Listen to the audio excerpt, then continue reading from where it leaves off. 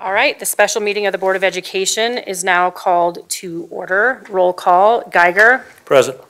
Meek is excused. Moore is running late. Myers. Here. Thompson. Here. Williams here, and Weiniger is running a few minutes late. Oh. Weiniger is now here.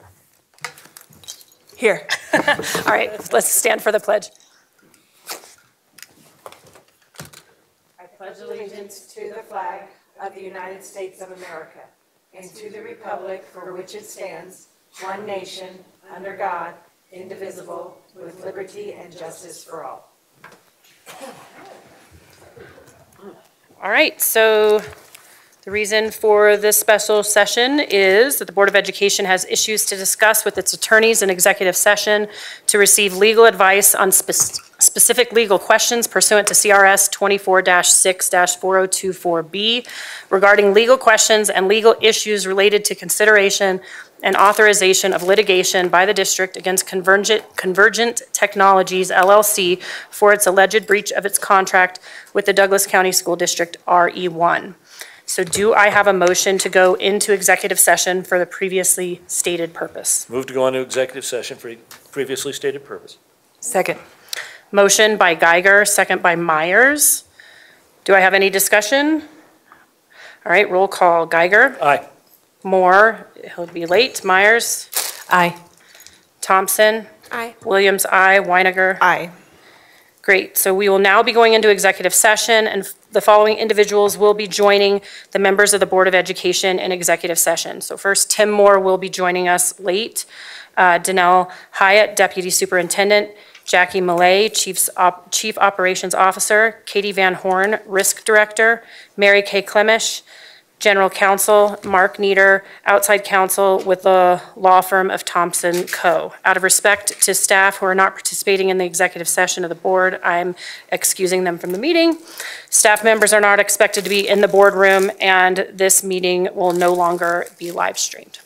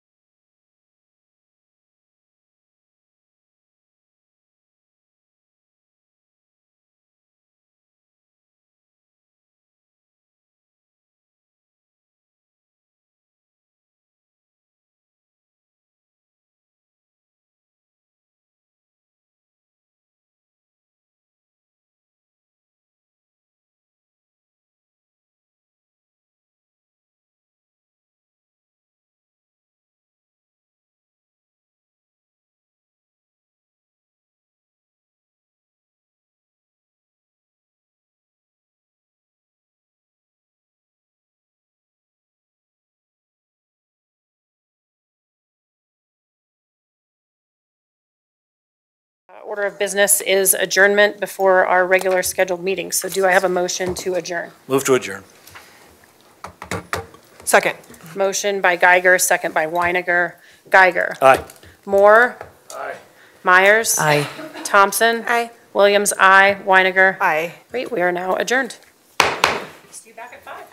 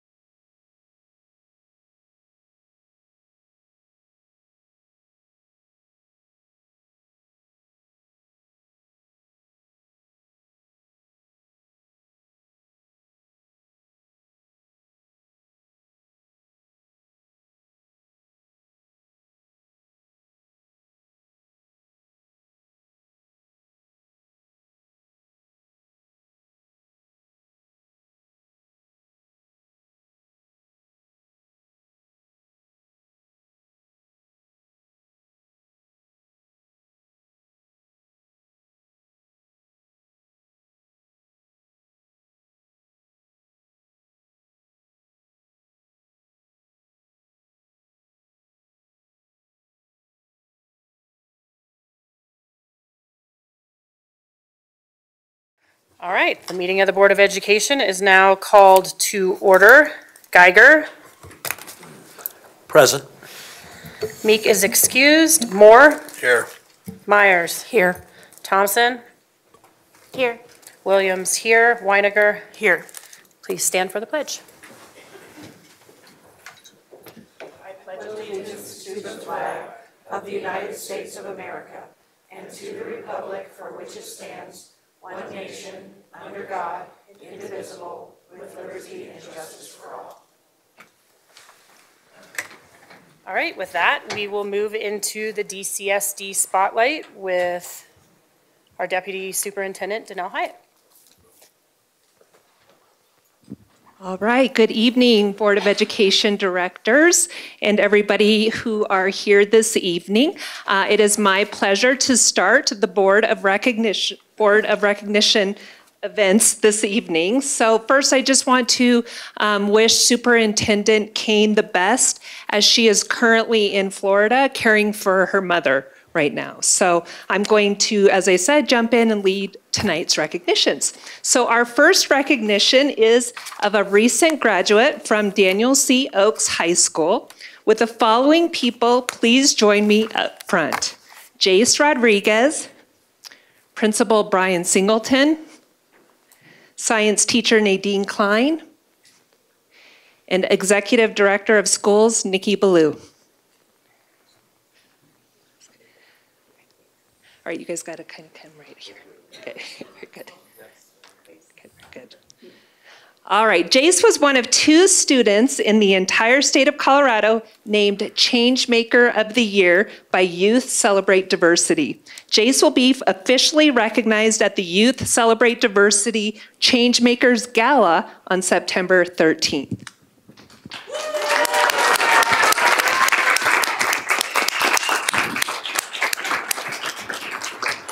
You got quite an audience here. Jace worked with his peers to develop and implement a mentor program where current students support new students in their transition to DC Oaks community. In addition, Jace and other Oaks students created the Phoenix Society, part class, part extracurricular activity where students gain the skills and knowledge they need to take part in restorative justice circles within their school. Wow, Jace. I'm going to pass the microphone on to you, as I told you I would, and tell us a little bit about this honor and recognition and what it means to you. Honestly, it's just an honor that me and my friends were able to create this, and that it helps these students that are coming into Oaks. And thank you so much. Well, thank you for everything that you're doing in terms of the leadership that you demonstrate. Ms. Klein? So I've had the honor of working with Jace and the students who are members of the Phoenix Club. When I received notification from Youth Celebrate Diversity that they had a recognition called Changemaker of the Year, I brought it to the experts, the Phoenix Club, to find out if they thought it was of any worth and value to them, and if they thought that any member of our team might deserve to be nominated for that. And almost unanimously, they said, Jace needs to get that. So it was my honor to fill out the nomination, and I'm beaming with pride that Jace won. I knew you would, though. It was pretty amazing. So congratulations. Jace is the epitome of what can be accomplished by students at Daniel C. Oaks. We try to give everybody the opportunity to flourish and go as high as they possibly can. And in every way, that is what Jace did at our school. The 2 things you're hearing about were 2 of many things that Jace has done for not only the students at our school, but the staff. Our front office didn't think they could survive after Jace graduated in May. They've made it, but they still have a huge, like all of us, place in our heart for Jason. Everything he did for our school, from small things to big things. And for me, it was just an honor to be a part of that path. And I know Jace is going to do awesome things. So thank you. Jace, I want you to know that I was able to see your work firsthand. I was at Daniel C. Oaks on the first day of school, and I got to see Miss Nadine working with students to get ready for the returning students to meet up with their buddy students.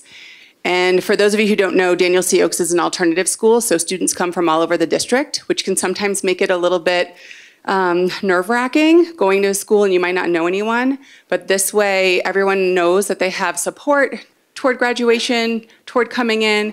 And I think it's really awesome because the returning students get to be part of creating the culture that they want to experience while they're at school. So amazing work.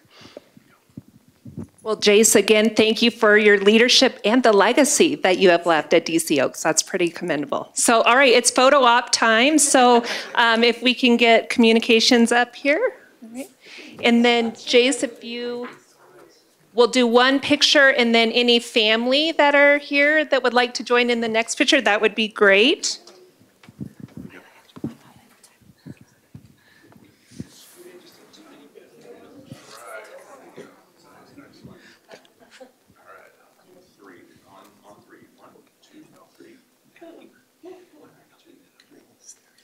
All right, family.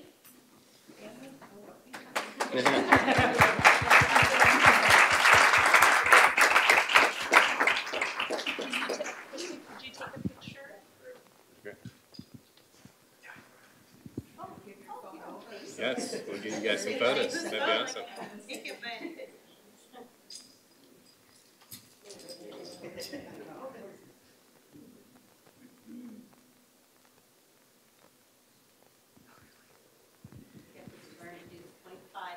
Oh my God.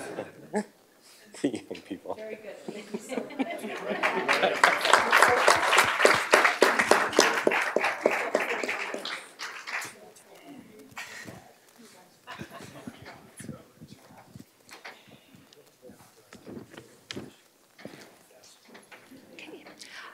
Next, we recognize a school who has been named a RAMP certified school by the American School Counselor Association, Cherokee Trail Elementary. Would the following people please join me up front? Principal Josh Miller, Counselor Jane Steiner, Executive Director of Schools Kristen Jury, Director of Health, Wellness, and Prevention Dr. Kelly Smith, and District Lead Counselor Renee Colley.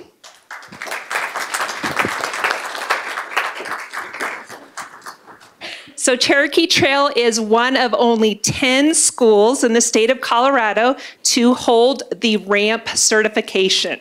Cherokee Trail joins 3 other Douglas County School District schools, Redstone Elementary, Franktown Elementary, and Sagewood Middle School. So I am going to hand the mic over to our lead counselor, Renee Colley, and our Director of Health, Wellness, and Prevention, Dr. Kelly Smith, to tell us a little bit about what it means to be a RAMP school, and then we're going to hear from you all.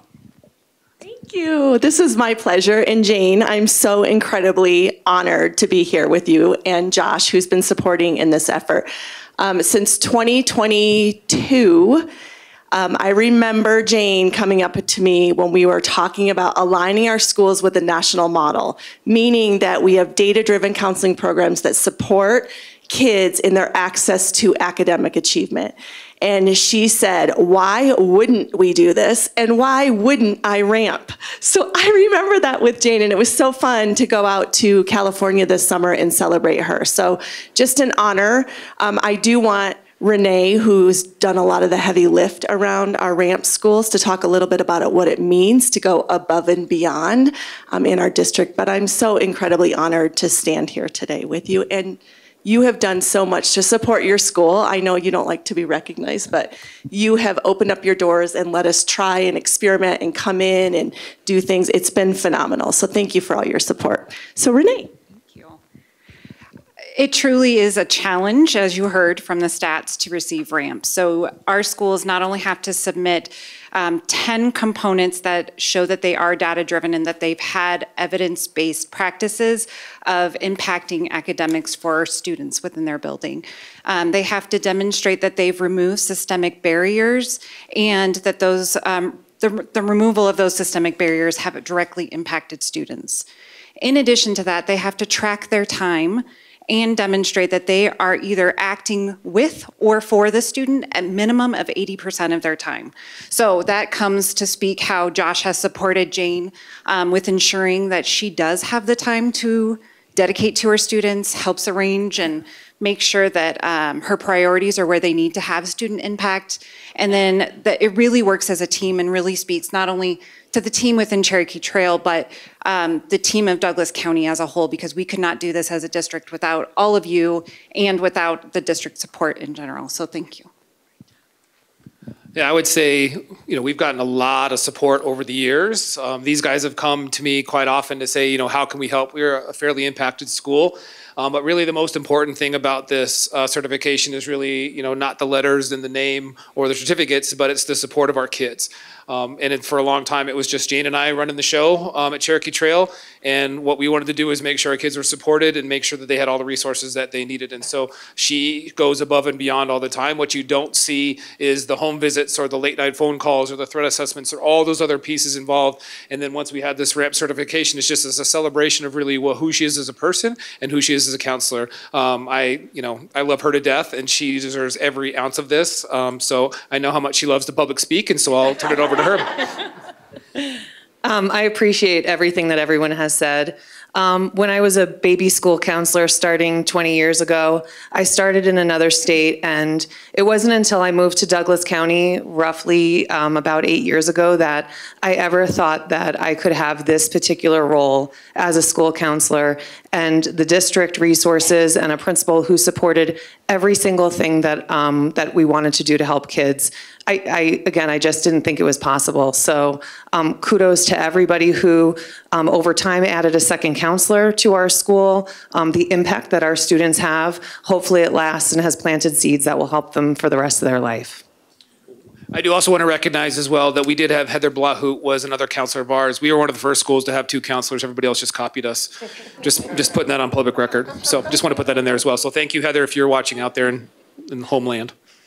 Well, again, we're so incredibly proud of Cherokee Trail Elementary School and all that you guys are doing to positively impact our students through not only our counseling programs, but all of the other work that happens day in and day out through the leadership of your efforts. So well done. Super excited for you. Glad we're able to recognize you. And with that, Director Weiniger has a certificate, and we'll do a picture. Another round of applause, please, for Cherokee Trail.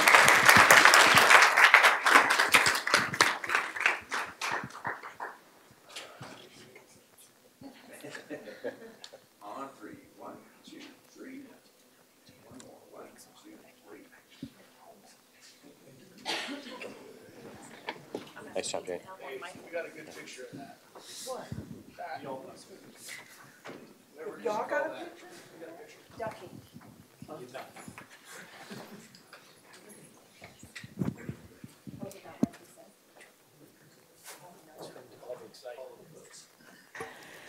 All right, moving to our next item of business. It is to approve and adopt the meeting agenda. The proposed meeting agenda has been distributed in your board packets.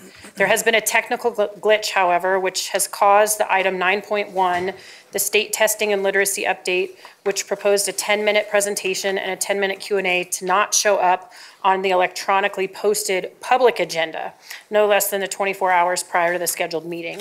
So agenda item 9.1 has since been added back to the electronically posted agenda this morning. So I would like to propose that we amend and or confirm tonight's agenda to include 9.1 state testing and literacy update. So do I have a motion? Move to adopt the agenda as modified. Second.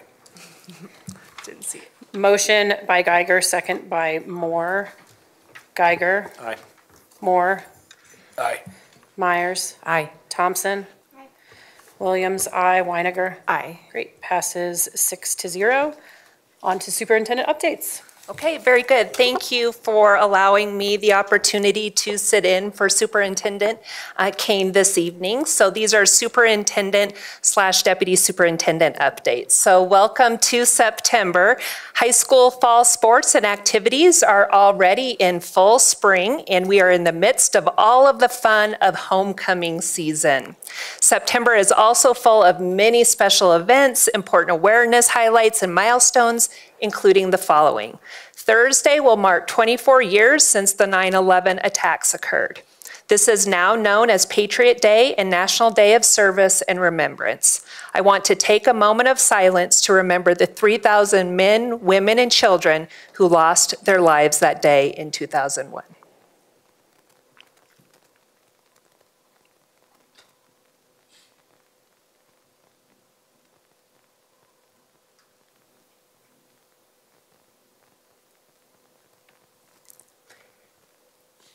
Thank you. Thank you to our incredible first responders, those across the country and those right here in Douglas County.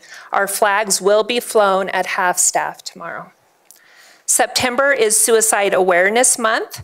We are sharing information out in our newsletters to staff and families. For example, this school year, all Douglas County School District students in grades 7, 9, and 11 can participate in the Signs of Suicide Prevention program. Signs of Suicide, or SOS it's called, is an evidence-based program used in schools nationwide for over 20 years. It teaches students how to recognize the signs of depression and suicide in themselves or others and encourages them to reach out for help using the ACT model: acknowledge, care, and tell. While we celebrate Hispanic and Latino communities beyond this month, from September 15th to October 15th, we give extra recognition to the many contributions made to the history and culture of the United States during National Hispanic Heritage Month. Other September dates of importance: September is Childhood Cancer Awareness Month.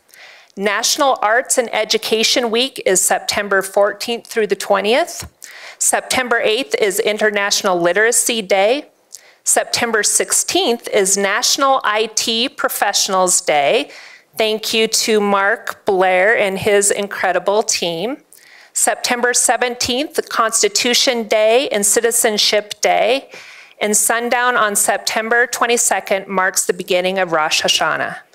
Tomorrow afternoon, the Douglas County Marching Band Showcase is taking place at our Highlands Ranch Stadium, which is what used to be Halftime Help Stadium. Our Gifted and Advanced Education Department is hosting a family engagement session this Thursday evening. Come hear from twice exceptional guru and author Emily Kircher-Morris for a parent playbook workshop at the Legacy Campus, which is Thursday, September 11th at 5:30 p.m.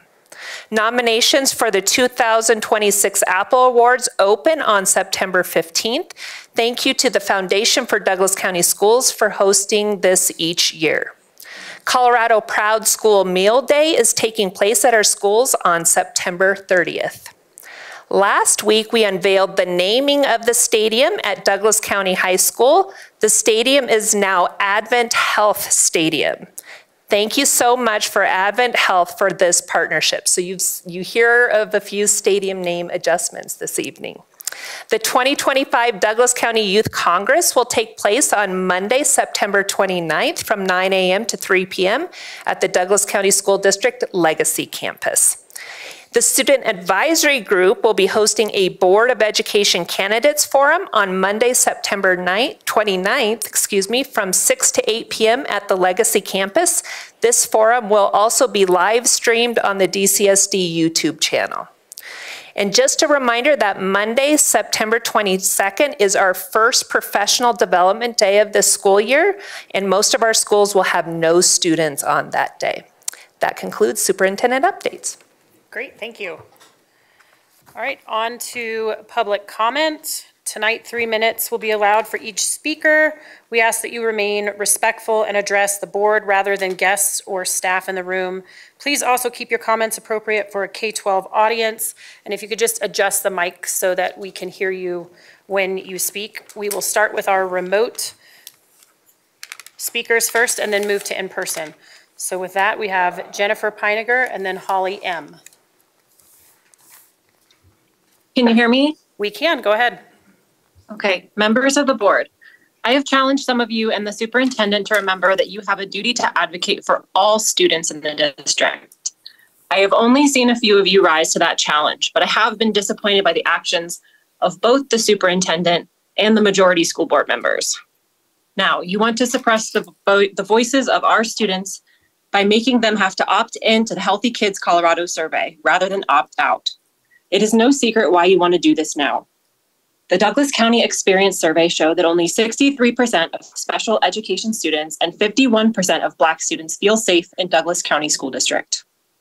Previous Healthy Kids Colorado results showed that children of color and LGBTQ+ children are being bullied twice to 4 times as often as straight white students.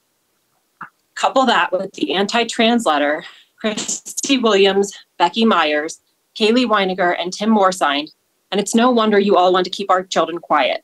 You have created a culture of normalizing transphobic bigotry. I am also reminded of how hard our community had to fight you for to approve the AP African American Studies course. Your opinions of and feelings towards minority students has been made very clear. Culture starts at the top, so it's absolutely no surprise that the culture within our district is reflective of our superintendent's behavior, which we learned about at last month's meeting. I was disappointed to hear about the passive-aggressive and retaliatory behavior one of our administrators experienced at the hands of Aaron Kane. This is not behavior befitting of the person in charge of an entire school district full of children. That's a bad example and precedent. These are concerns that I have raised before. Each time I have been met with defensiveness and hollow assurances. Actions speak louder than words. Let me repeat that because you five have proven to our community that you're still not getting it. Actions speak louder than words. You have had every opportunity to prove me wrong over the last year. Instead, you've proven me right. You've proven that you cannot be trusted to protect all the children in our district because you have proven over and over again that you don't even like all of the children in our district, which begs the question, why would you want to be in a position working with children when you have nothing but disdain and contempt for the ones you've never taken the time to understand? Why don't you want to hear from these students? Is it because their responses verify everything I have been saying for over a year? Thank you. Thank you. Holly M. Okay, we will move to our in-person speakers, beginning with Jennifer Iverson, Jason Bauer, and then Lacey Gansey.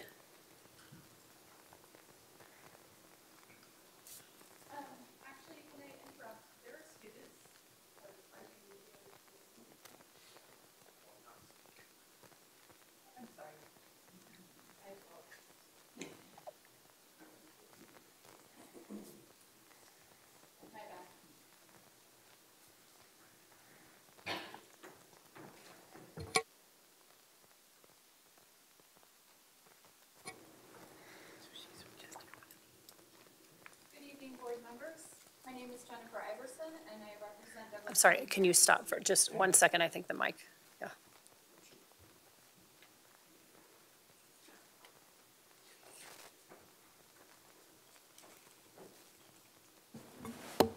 Sorry about that. No problem.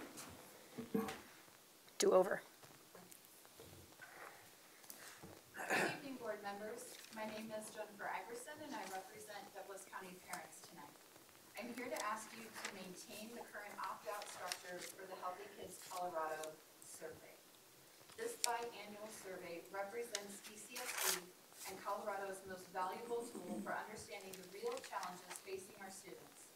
When we rely on robust, comprehensive data, we can make carefully informed decisions about programs, resources, and support systems that truly meet DCSD student needs. The opt-out model is scientifically sound and ethically responsible. Research consistently shows that opt-in surveys suffer from significant participation bias. When parents are required to actively sign permission slips, response rates typically drop to 20 to 30%, compared to 70 to 80% with opt-out models. More importantly, students who participate in opt-in surveys tend to be from families with higher engagement levels, better resources, and fewer risk factors. This creates a fundamental blind spot. Crucial data is missed from the very students who may need our support the most. You each have a duty.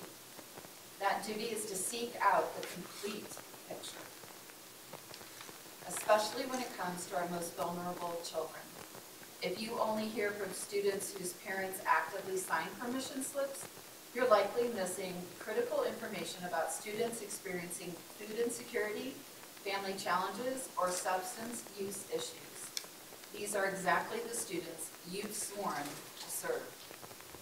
You can honor parents' rights while still meeting your moral obligation to gather evidence-based comprehensive data. Those of us with concerns can easily remove our children from participation through the clear opt-out procedures already in place. Some parents have raised concerns about the survey's content. You all have an ethical responsibility to face the realities our teenagers live. By gathering anonymous data, you're positioning yourselves to respond effectively when our children need help. And that's exactly what you were all elected to do. This survey informs decisions about counseling services, prevention programs, safety protocols, and resource allocation.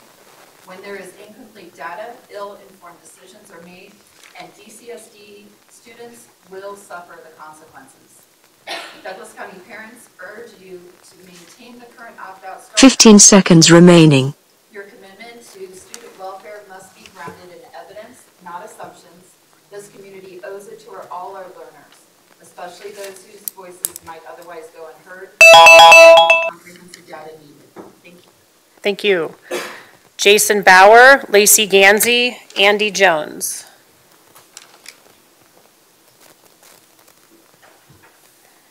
Jason? Okay. Lacey Gansey, Andy Jones, and then Whitney Gregg.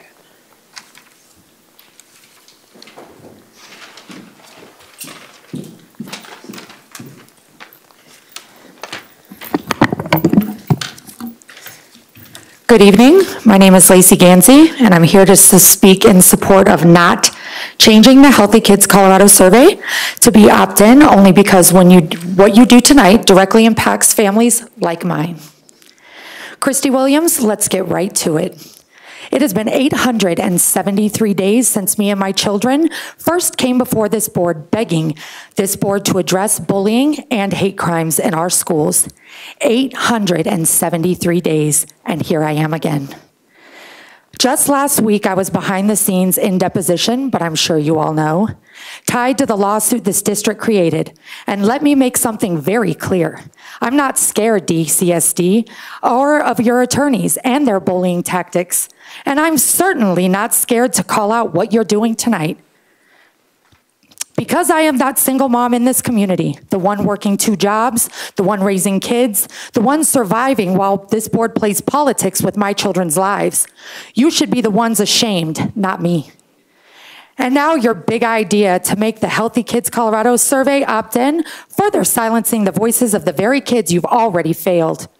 Because you know exactly what this survey shows. 1 in 3 students in Douglas County say they do not feel safe in school. They do not feel safe in school. Black, LGBTQ+, and disabled students are bullied 2 to 4 times the rate of their peers. Nearly 1 in 10 skip school out of fear. And your response is to make sure fewer kids speak up, fewer parents see the truth, and the board keeps pretending everything is fine. Christy, your proposed opt-in policy isn't about protecting kids. It's about protecting you and your majority board directors. This is about silencing the most vulnerable voices because their pain makes you uncomfortable. And it reflects poorly on this district. Well, I will not be silenced. I will not back down. And I will see the district in court because of leaders like you. As a community member, I am done with the lies, the secrecy, and the political games. In November, I fully support Ms. Parker, Mr. Ryan, Mr. Callahan, Brad, and Valerie. Because this county deserves leaders who protect children, not politicians who bury data. So tonight, here is the ask of me. Vote no on Christy Williams' extremist policy change. Keep the Healthy Kids Colorado survey intact. Protect our kids and not your politics. This culture war circus ends here. November is coming. Accountability is coming.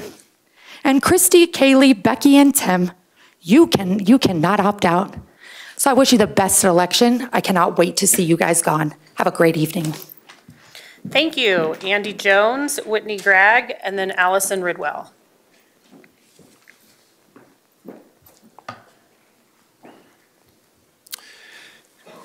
Good evening, Madam President, Directors, Superintendent, Kane, wherever you are, and to all of the staff.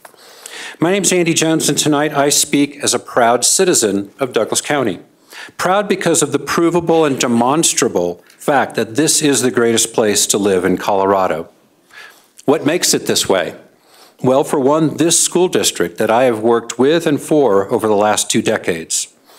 As a citizen who has watched Douglas County schools thrive under this board and district leadership, after the failure under the majority progressive board directors during COVID, I learned recently that our CMAS reading and math proficiency scores soared to 63.4% for reading, 55.5% for math, greatly surpassing Cherry Creek and Jeffco's. The DCSD 2024-25 satisfaction survey echoes this positivity. Parents report that 84% teachers care about their students. 76% of parents agree that their students are prepared for the next level. And 59% feel the school district is on the right direction versus 26% who don't. Staff survey highlights show 83% say schools are clean and safe, 84% say leadership respects teachers and staff, with 78% seeing this district on the right path versus 8% who don't. I repeat that, 78% of teachers and staff see this district on the right path versus 8% who don't. I would love to work for an organization like this.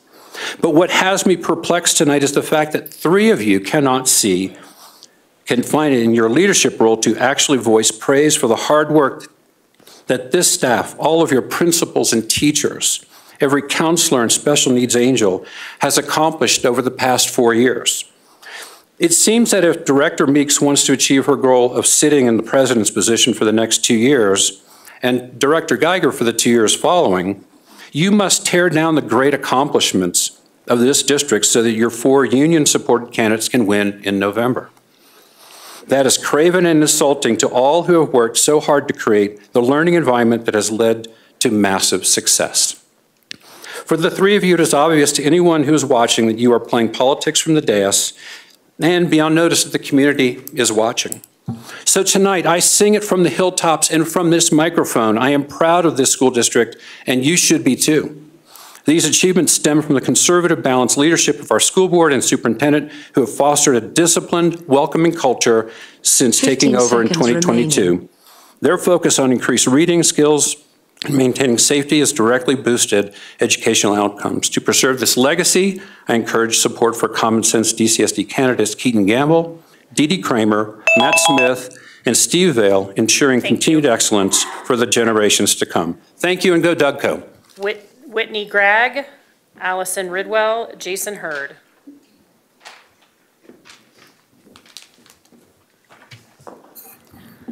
Good evening, members of the board. My name is Whitney Gregg. Thank you for the opportunity to speak tonight. I'm here to strongly encourage the district to adopt an opt-in policy for any student surveys being administered in our schools. As parents, we deeply value the role our schools play in shaping our children's education and well-being. We recognize that surveys can be useful tools for collecting data, understanding student experiences, and identifying areas where support is needed. However, when it comes to asking children personal or sensitive questions, there's a line where thoughtful boundaries need to be drawn. And parents deserve to be part of that conversation before it happens. An opt-in approach is not about opposition. It's about collaboration. It ensures that parents are notified ahead of time, given the opportunity to review the survey content, and can make an informed decision about their child's participation. This level of transparency honors the partnership between families and the school district and reinforces the trust that is so critical to a healthy educational environment. It also sends a powerful message to our children that their privacy matters and that decisions involving their personal information aren't taken lightly. In today's world, where data is collected so easily and so often, teaching our kids about informed consent is not just important, it's necessary. I also want to highlight that opting in does not mean we'll lose valuable insights. In fact, research consistently shows that when participants and their guardians are fully informed and choose to participate, the responses tend to be more thoughtful and reliable. So rather than losing data, we're likely to gain better data, collected with integrity and shared in a spirit of mutual respect. Some families have different cultural, religious, or personal values that guide how and when they choose to discuss sensitive topics with their children. An opt-in process acknowledges and respects their diversity, that diversity. It avoids a one-size-fits-all approach and instead embraces the idea that parents are the first and most important advocates for their children. Ultimately, this is about giving families a voice. It's about saying, we respect your role, we value your input, and we want to work with you, not around you. So I respectfully ask this board to consider implementing an opt-in policy for student surveys. Let's lead with transparency, protect our students, and strengthen the bond between home and school. Thank you for your time and your service to our district. Thank you. Allison Ridwell, Jason Hurd, Judy Brandberg.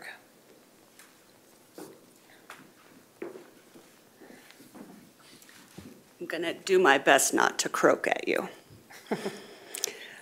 My name is Allison Ridwell, and I'm here today to speak about the opt-in change to student surveys.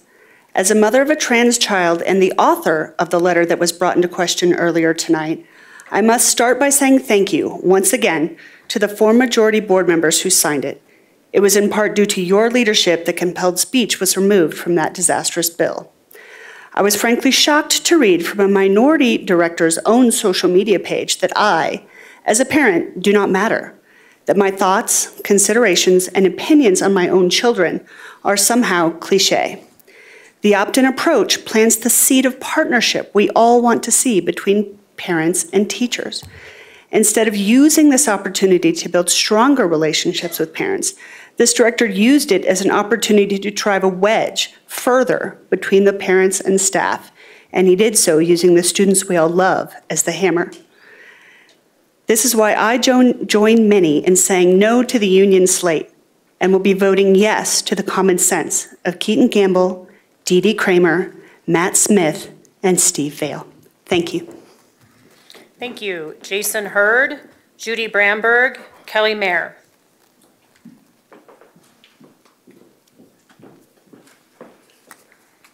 Hi, good evening, Board of Directors. This is on behalf of Steve Vail, candidate for Common Sense Board. I'm speaking on his behalf, so this is his speech. Ladies and gentlemen, Board Directors, transparency in education is not just a principle, it's a partnership. When schools commit to full transparency, parents gain a clear window into what their children are learning, how they're being supported, and where challenges may arise. This clarity builds trust, reduces misunderstanding, and creates a foundation where educators and families work together toward a common goal, which is student success. The way we structure that transparency matters. Too often, schools adopt an opt-out approach where information or programs are automatically implemented unless a parent actively objects. But an opt-in policy is far more powerful. Opt-in ensures that parents are informed first, asked for consent, and given the opportunity to engage proactively. Instead of assuming involvement, it invites and encourages engagement, creating a culture of partnership rather than compliance. This shift drives deeper parental engagement. Parents who make an active choice to participate feel ownership, not obligation. They ask more questions, attend more events, and reinforce learning at home because they've chosen to be part of the process. In turn, schools gain stronger advocates, collaborators, and students see that their education is a priority not just in the classroom, but in their family. Thank you. On behalf of Steve Vail, DCSB candidate for District G, please vote for Common Sense in November. Thank you. Thank you. Judy Brandberg, Kelly Mayer, and then Sven.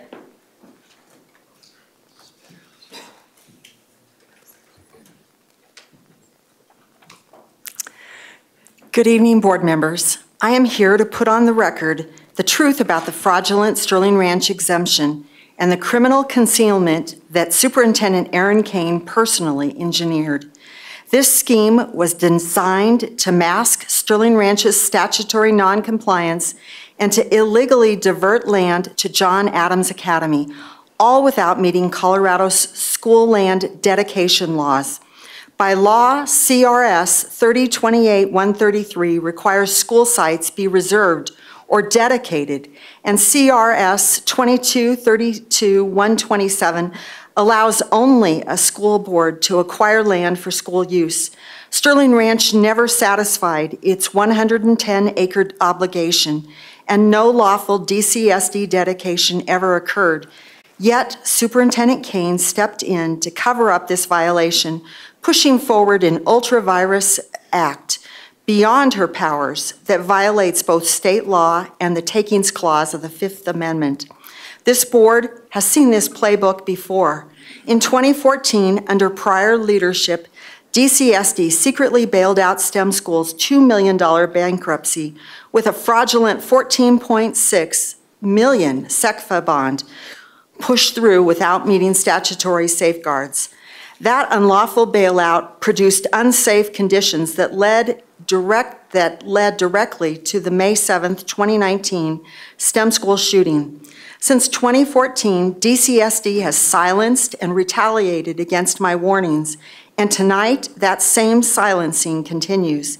Since 2014, I have submitted 17 innovative charter applications, all systematically denied, not on the merits, but in retaliation for exposing these cover-ups.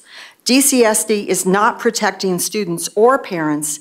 Instead, it is protecting fraudulent financial deals and hiding behind closed-door exemptions. On September 29th, 2025, the United States Supreme Court will review my case because the corruption here has risen to federal RICO conspiracy.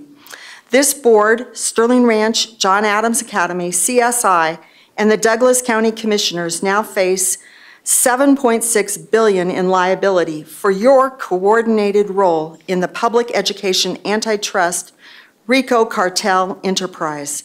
Superintendent Kane's fingerprints are all over this fraud. The public deserves accountability. This board must immediately stop advancing John Adams Academy on illegally obtained land. Continuing forward makes you complicit and personally liable. Thank you. Thank you. Kelly Mayer, Sven, and then Catherine Leese.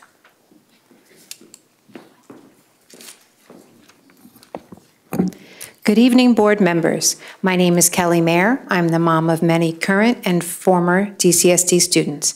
I'm here tonight because I love my children deeply, and I know every parent in this room shares that same fierce love for their kids. We all want what's best for our children. We guide them through difficult peer pressure moments, the conversations about smoking, drinking, the pressure to fit in. We're there when they struggle with body image, when they face bullying, when they're navigating the complex world of teenage relationships. We hold them when they're overwhelmed, and we celebrate their victories. But here's what we know as parents. We can't be there. We can't be everywhere. We can't shield them from every challenge that they face at school, with friends, or in their own minds. What we can do is make sure their schools have the resources and programs to support them when we're not there. The Healthy Kids Survey asks difficult questions about eating habits, exercise, mental health, substance use, and yes, for high schoolers, about relationships and sexuality. These aren't easy topics, but that they're the reality our children are already living with every single day. The data from this survey isn't just numbers on a page. It becomes the foundation for securing grants that directly help our kids. Grants for drug prevention programs that keep our children safe, mental health resources for students who are struggling, athletic programs that build confidence and healthy habits, career and technical education that opens doors to their futures, STEM programs that inspire our girls to reach for the stars. When we support this survey, we're not just collecting data, we're creating a pathway to resources that will be there for our children when they need them most. We're ensuring that our love for them translates into real, tangible support in their schools and communities. Our kids deserve every advantage, every resource, every opportunity we can provide. This survey helps make that possible, but only if we keep the opt-out system that ensures we hear from all families, not just those who actively sign a permission slip. 94% of participating school districts use the opt-out model. Please maintain the current opt-out structure so we can continue securing these vital resources for our children. Please put what is best for all 61,000 students over a few vocal individuals. Thank you. Thank you. Sven, Catherine Leese, and then Dee Dee Kramer.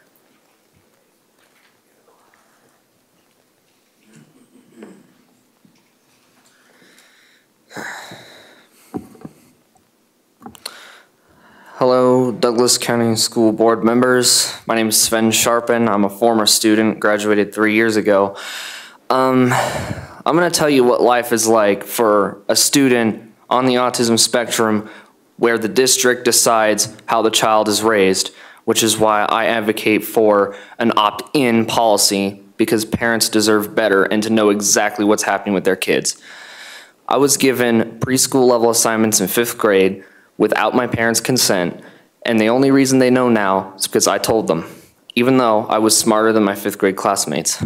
But this came to a head when I was 14 years old, when Douglas County school board officials, or just school officials in general, decided they were going to choose where I attend school. And I was forced to attend Douglas County High School, not far from here, simply because of my autism diagnosis. And I lost on 4 years of my relationships, completely undone, and an entire year of high school. And this happened because my parents were threatened with my failure if I did not be forced to move. Even though I was not failing, I did really good socially, and Douglas County School District officials took that from me. This caused a serious depression with suicidal ideation, and it felt like my life didn't matter. Parents should be raising their kids, not schools. These Colorado health surveys include a lot of inappropriate topics that children should not be learning about, like gender ideology. Children shouldn't be forced to participate in this without parental knowledge, let alone consent. I've been trying to find support for what I've been through because of district policies, and I can't find peers because now they're all trans because of frickin' surveys like these, as well as the social hardships that were artificially created. This is a health survey that must be an opt-in, and I encourage a vote yes on making this an opt-in, because parents need to know exactly what's going on with their kids, and especially those on the autism spectrum, because parents have their God-given right to raise their kids, not school boards. Thank you very much. Thank you, Catherine Leese, and then Dee Dee Kramer.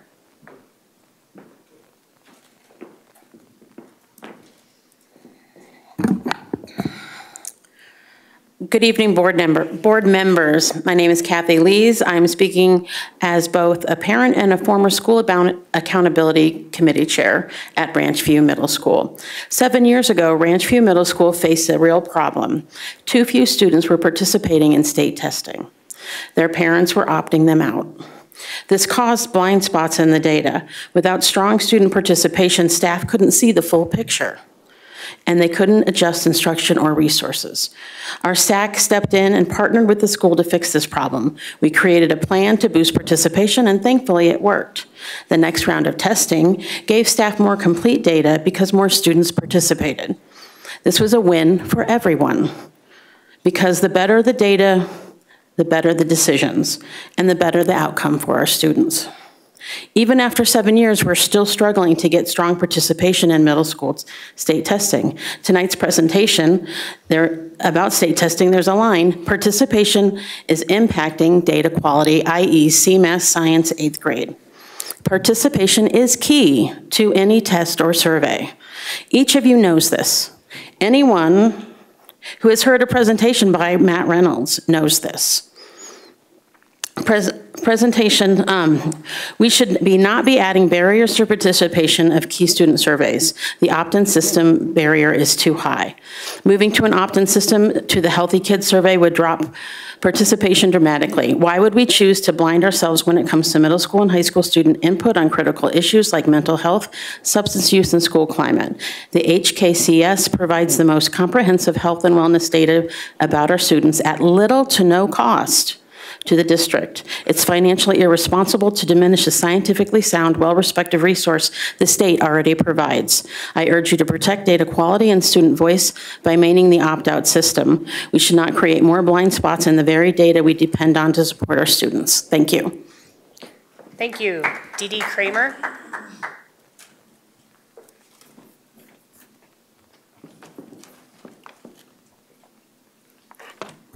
Hi, Dee Dee Kramer. Thanks for having me tonight. I think most of you know, but I'm one of the candidates for the school board election in November. Transparency in education is more than a principle, it's a partnership. When schools are open about what students are learning and how they're supported, families gain clarity. Trust grows and everyone can work together for a student's success. The structure matters. An opt-out system assumes parental involvement. An opt-in approach ensures parents are informed, give consent, and are invited to participate. That shift builds true engagement instead of passive compliance. The result, parents who choose to be involved feel ownership, not obligation. They ask questions, show up, and reinforce learning at home.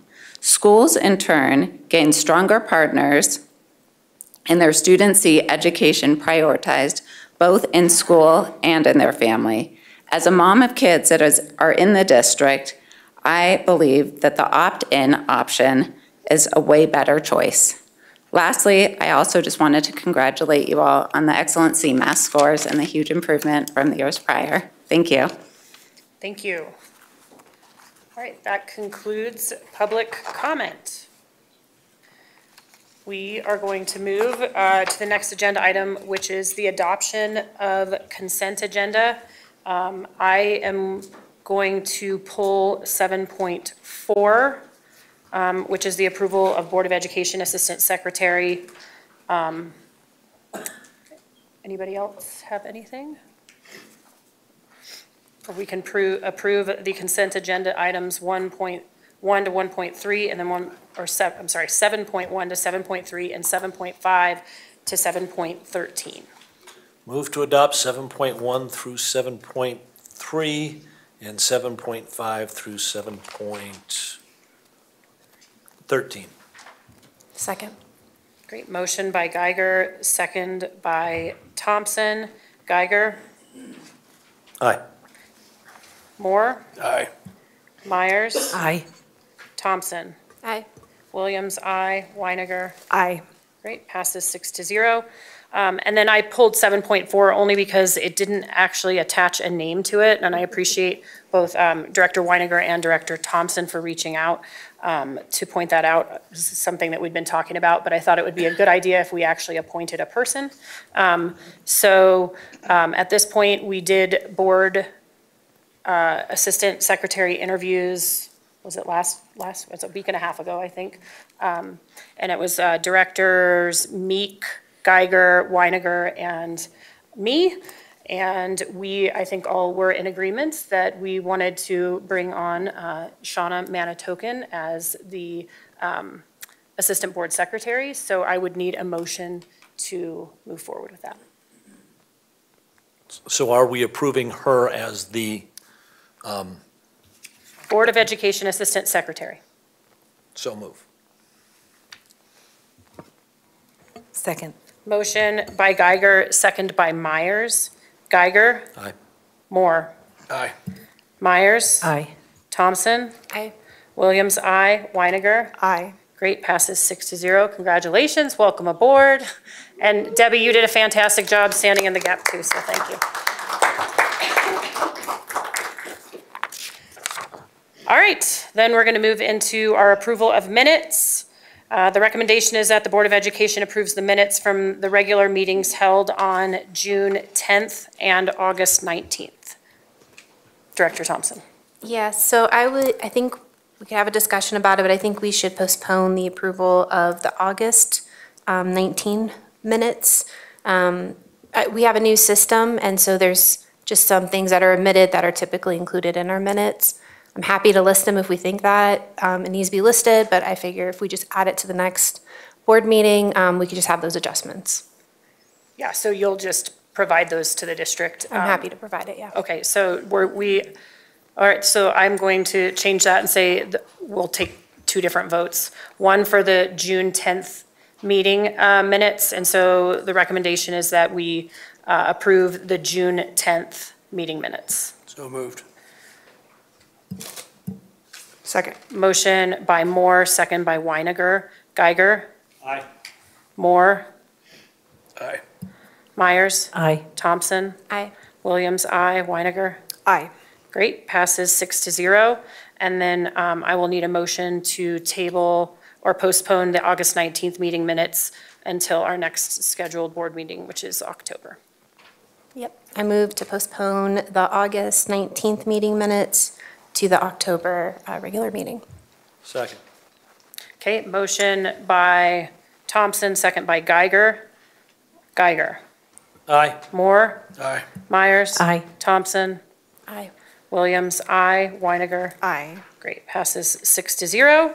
Or we will move into 9.1, state testing and literacy updates for a 10-minute presentation and a 15-minute Q&A.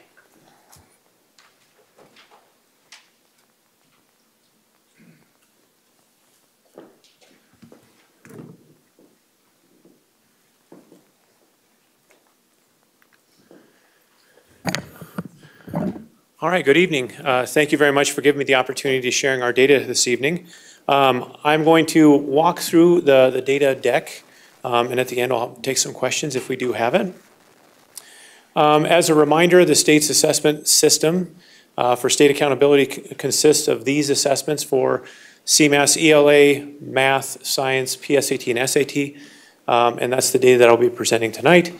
This is a general description of what CMAS is. It stands for Colorado Academics Standards are what's being measured, and CMAS stands for Colorado Measures of Academic Success.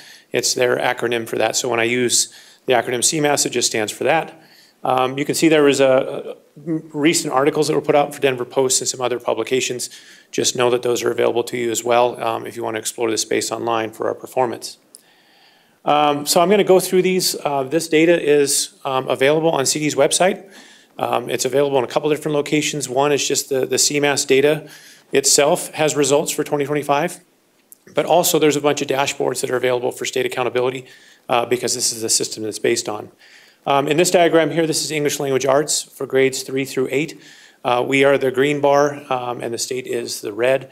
It shows our performance over time in comparison to how students matriculate through. It also gives us a comparison to the state. Participation data is on the top. We talk about participation data as parent opt-ins and opt-outs, I guess, as you want to refer to that. We see that over time from grades 3 through 8, we see a decline in student participation based on parent opt-outs. Math has a similar trend when we look at participation. You can also see a similar trend of our performance over time. We're the green bar and the state is red. We consistently outperform the state on every grade level. This is a snapshot of our performance over time. We tend to like to look at data in multiple ways. The state looks at mean scale score, looks at average. We also like to look at proficiency to see what percentage of our students are proficient. So this is tracking our proficient level over time. And all of the graphs that you'll see on this presentation, you'll notice that 2020 and 2021 are not represented. If you recall, back in those years, we had an interrupted testing system. So we did not have data that was complete for those years. So that's a 5-year snapshot going back, including 2019. And you can see the general trend. We like walking stairs. As you move from left to right, you want to climb stairs to increase proficiency. So we're happy with that. This is a snapshot of looking at data according to the school performance framework. The school performance framework has specific student subgroups that we track and monitor as part of the state accountability system. Of course, there's all students, but we have free and reduced lunch students, minority students, multilingual learners, and students with an IEP. When you look at the school performance framework, these are the groups that you see. This is tracking mean scale score over time. Again, we want to see an increase as you move from left to right. We want to climb stairs.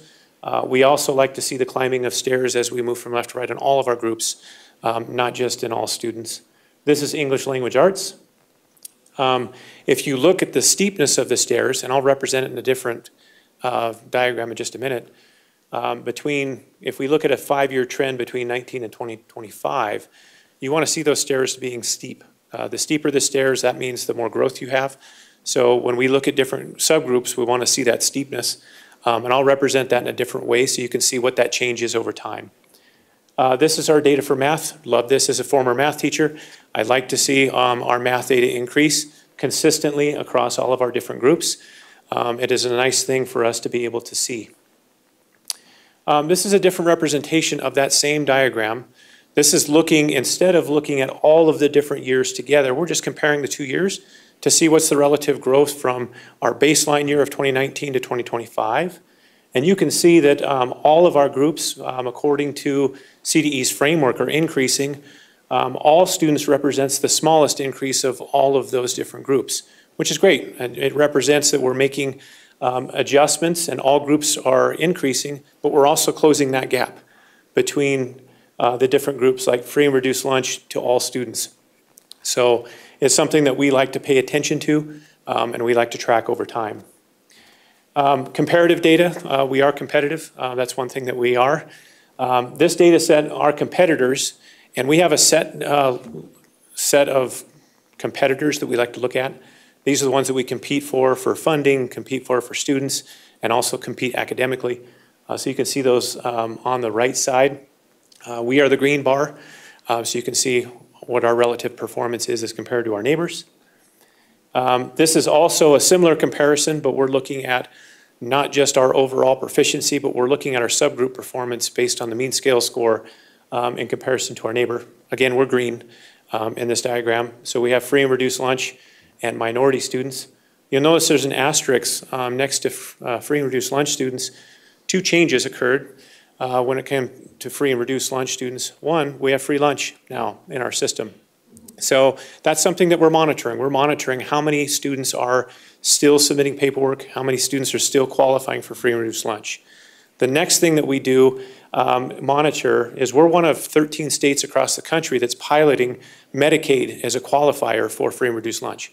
So that impacts the number of free and reduced lunch students. So when we look at free and reduced lunch numbers over time, we're monitoring that to see, are they changing, are they going up, are they going down? And it's something that there are multiple factors at play.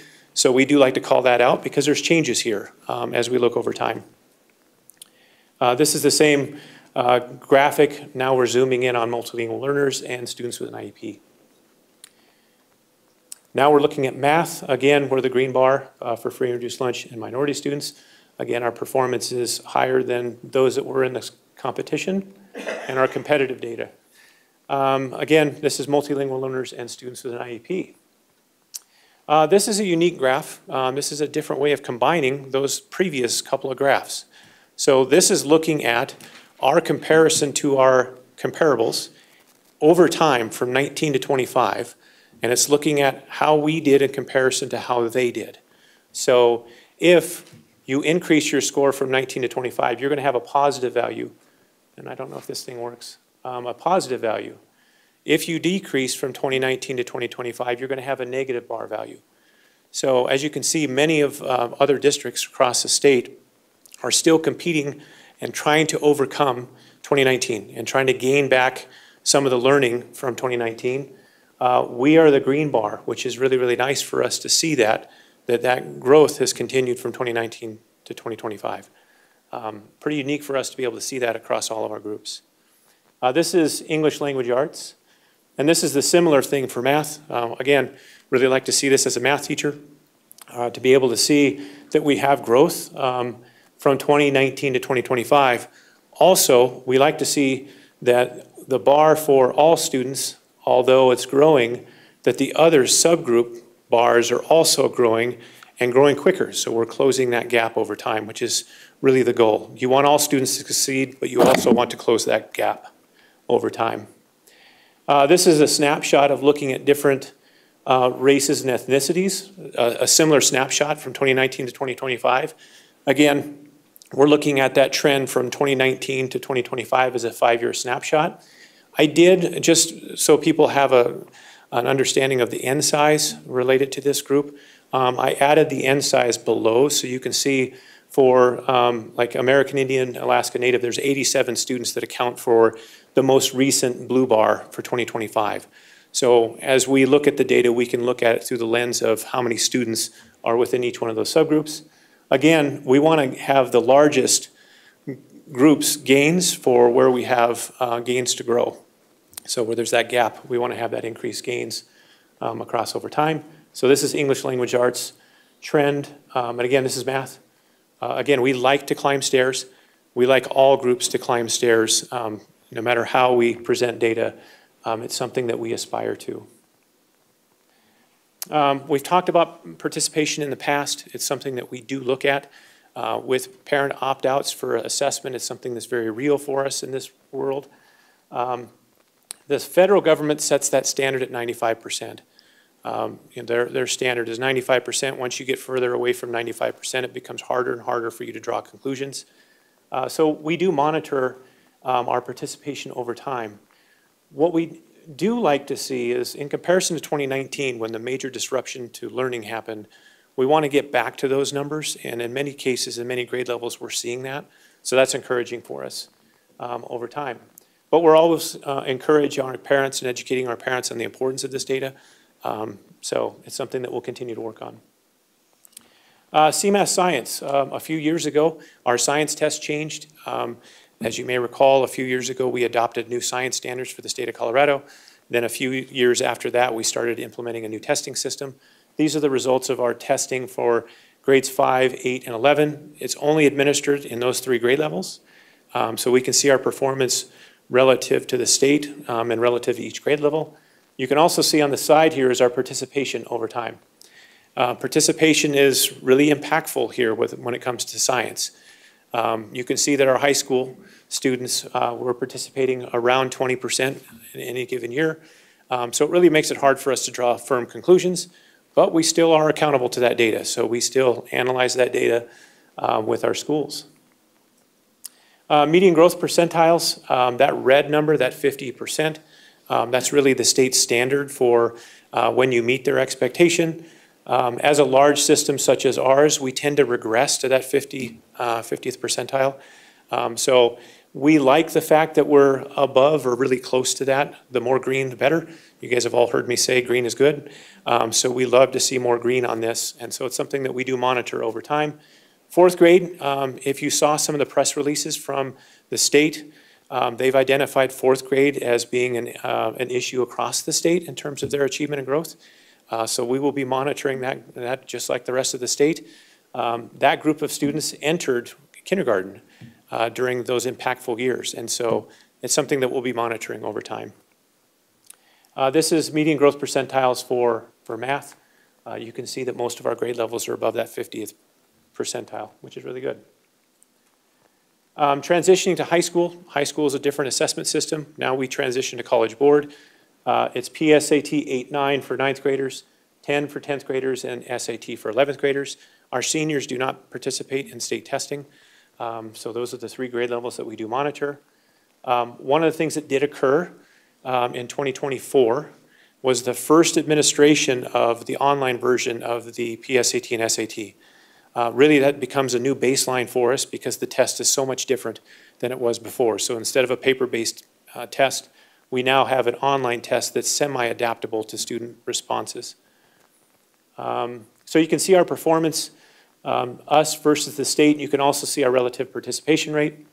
When students transition to high school, you see the participation rate jump when they move to PSAT and SAT, which is something that we've seen historically over time.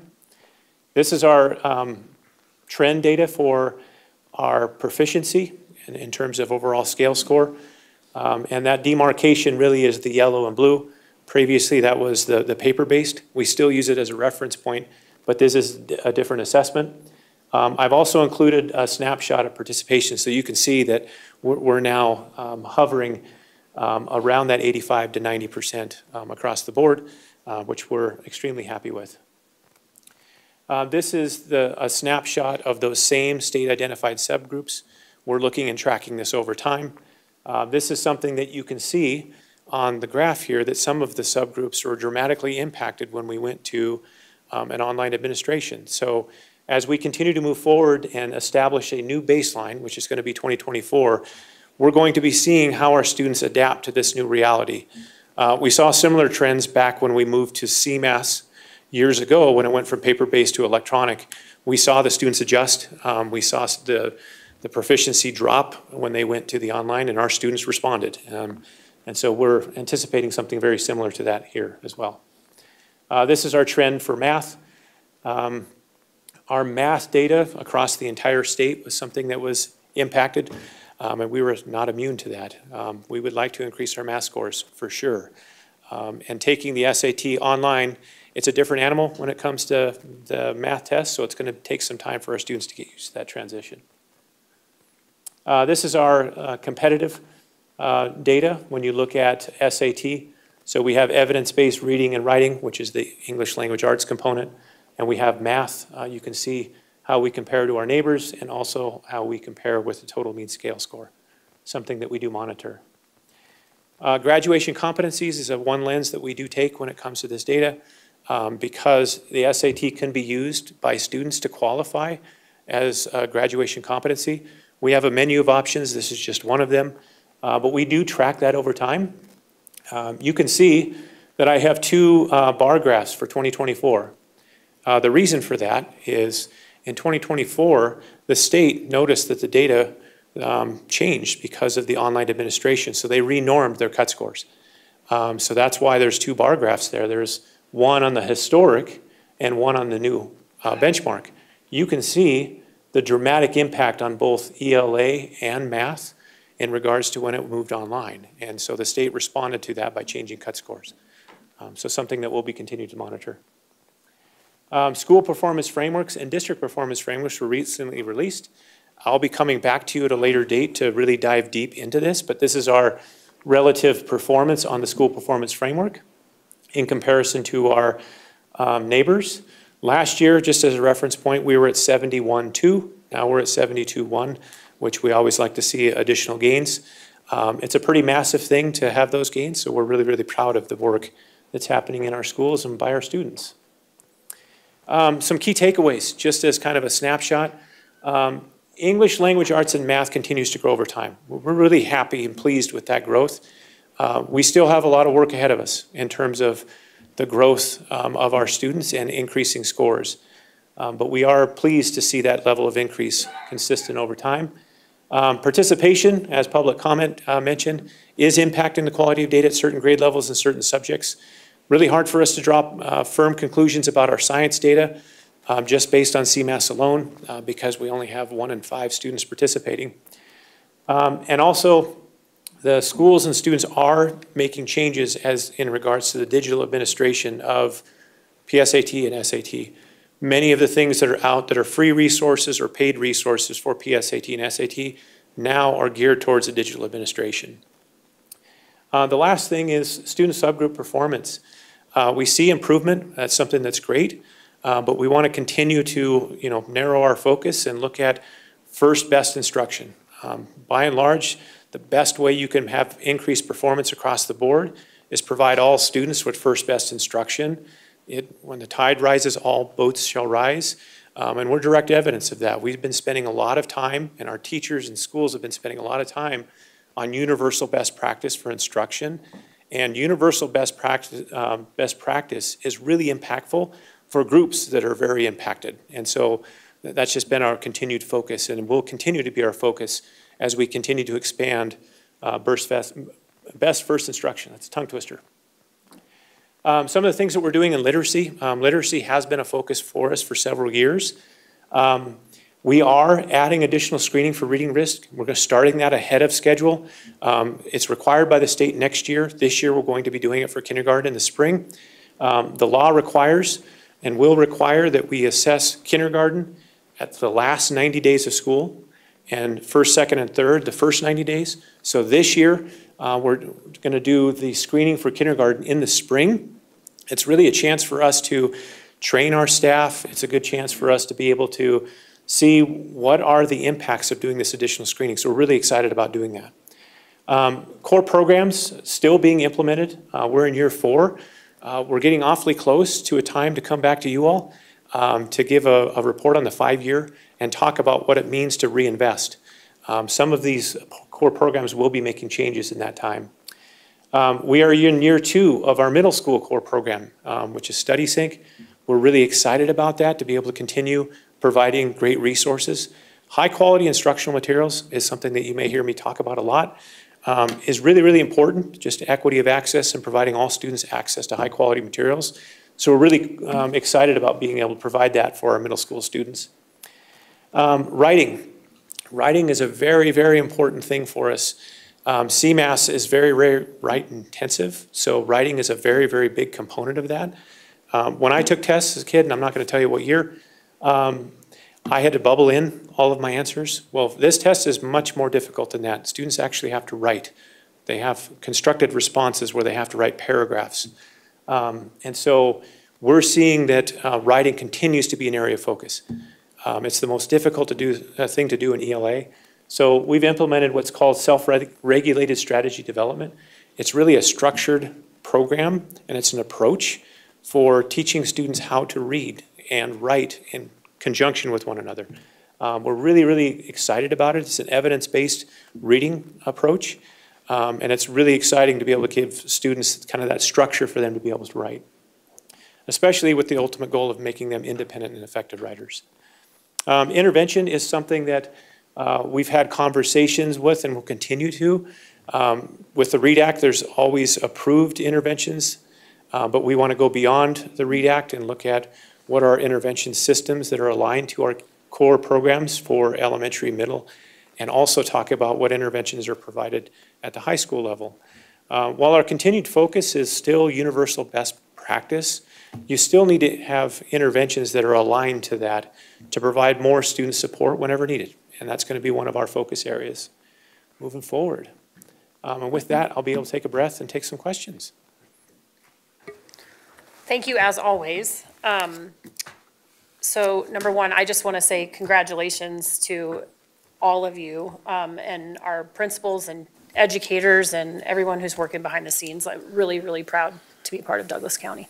I also wanted to say that I completely trust that we're disaggregating data behind the scenes and going through all of that, I would assume. Yeah, actually, disaggregating the data is a wonderful thing in Colorado. It's public information. There's dashboards that are built on CD's website. There's spreadsheets that are available. For us, it's part of how we do business. Being able to take that data and beyond the school performance framework of being able to look at how individual students are performing. So absolutely, I mean, that's part of our work and responsibility with providing service for students. Yeah, great. And then I just wanted to make a comment. We, at the last DAC meeting, you came and presented all of our scores, and we were looking at all the information for UIP. And to your point earlier about the free and reduced lunch, there was a question, I believe that night, that someone said, are we getting as many people or students that fall under that bracket? And I believe that you pulled up 2 years ago before that was implemented, and we actually had 100 or so more students now than we did then. And I was actually surprised by that too. So just information for everyone up here. So thank you so much. Director Geiger. It is always such a pleasure to hear this. And I do have some questions. Apparently there are people in the community who think me daring to ask you questions just makes me an evil politician, but I think it's part of my job. You talked about stair steps. We have, I think, excellent stair steps on our English. And I think we're moving forward real well, on our math. It seems that we've leveled out a little bit on language arts. is part of that, it's just hard to go from 92 to 90, is it harder to go from 92 to 93, for example? Is it harder to continue progress when we're doing so well? Thank you for the question. There is an element of that as you continue to move your mean scale score. When we look at stair steps here, we're talking an average of 30,000 students. So, you know, moving the average of that many students is difficult. Okay. And so there is that effect. We also, when we look at certain subgroups, like fourth grade, for example, they're one of the few groups across the state that are not performing as high as they were in 2019. And so there are some, you know, both local and statewide variables there. We're for sure diving into looking at, well, what's causing us to not continue to grow, which is why we're focusing on writing. It's so writing intensive, this test, that in order for us to continue to make this stair-stepper in growth, we're going to have to improve our writing scores, which by far is the most difficult thing to do. And so that's part of our focus area last year and this year is how do we improve our writing scores? Okay. One of the things,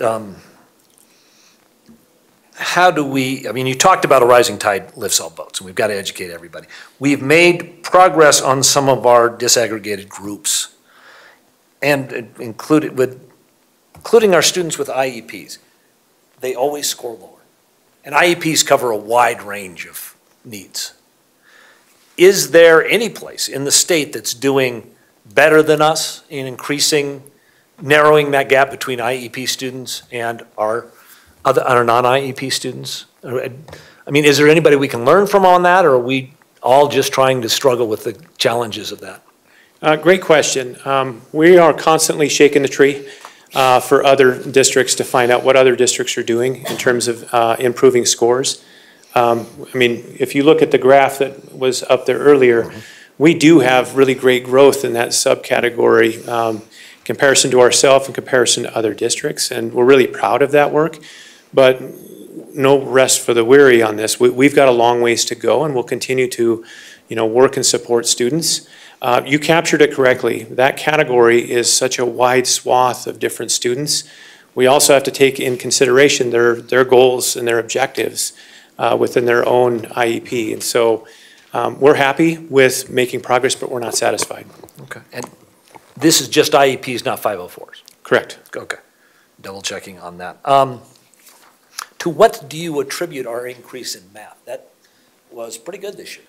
And part of it is I know we're working on a more district-wide system for teaching math. Do you think that's starting to pay off, or is this the beginning of a trend? Great question. I think there's multiple things at play. Nothing can replace best first instruction, and we have been focusing in on that really with a laser-like focus. Making sure that we attend to all components of rigor within mathematics. When I grew up in mathematics, it was all about procedural fluency. I mean, how many of you all spent hours doing 60 math problems a night trying to drill and kill? With our new standards, that's not the case. We have to attend to making sure that students understand the concepts and are able to apply the math. So, you know, the new math as it's phrased is different ballgame because students really have to attend to precision. They have to understand their reasoning. So a big focus for us just instructionally has been what represents that best first instruction. We do have core programs that have been implemented since 2017. That is a big help when you have common resources that you're able to pull from that are aligned to those standards. So that's been a big part of our work for sure. Okay. And I would assume, and this goes back to something we'll see later, those core standards, is it easier to teach those the second year than the first? I'm leading somewhere with this. Do teachers get better at teaching those the longer they're here? You know, with professional development and support, yes. So retention matters in terms of CMAS scores, correct? 100%. Okay. And having more experienced teachers inherently increases our skills. Absolutely, yes. Okay. What's going on with 8th grade?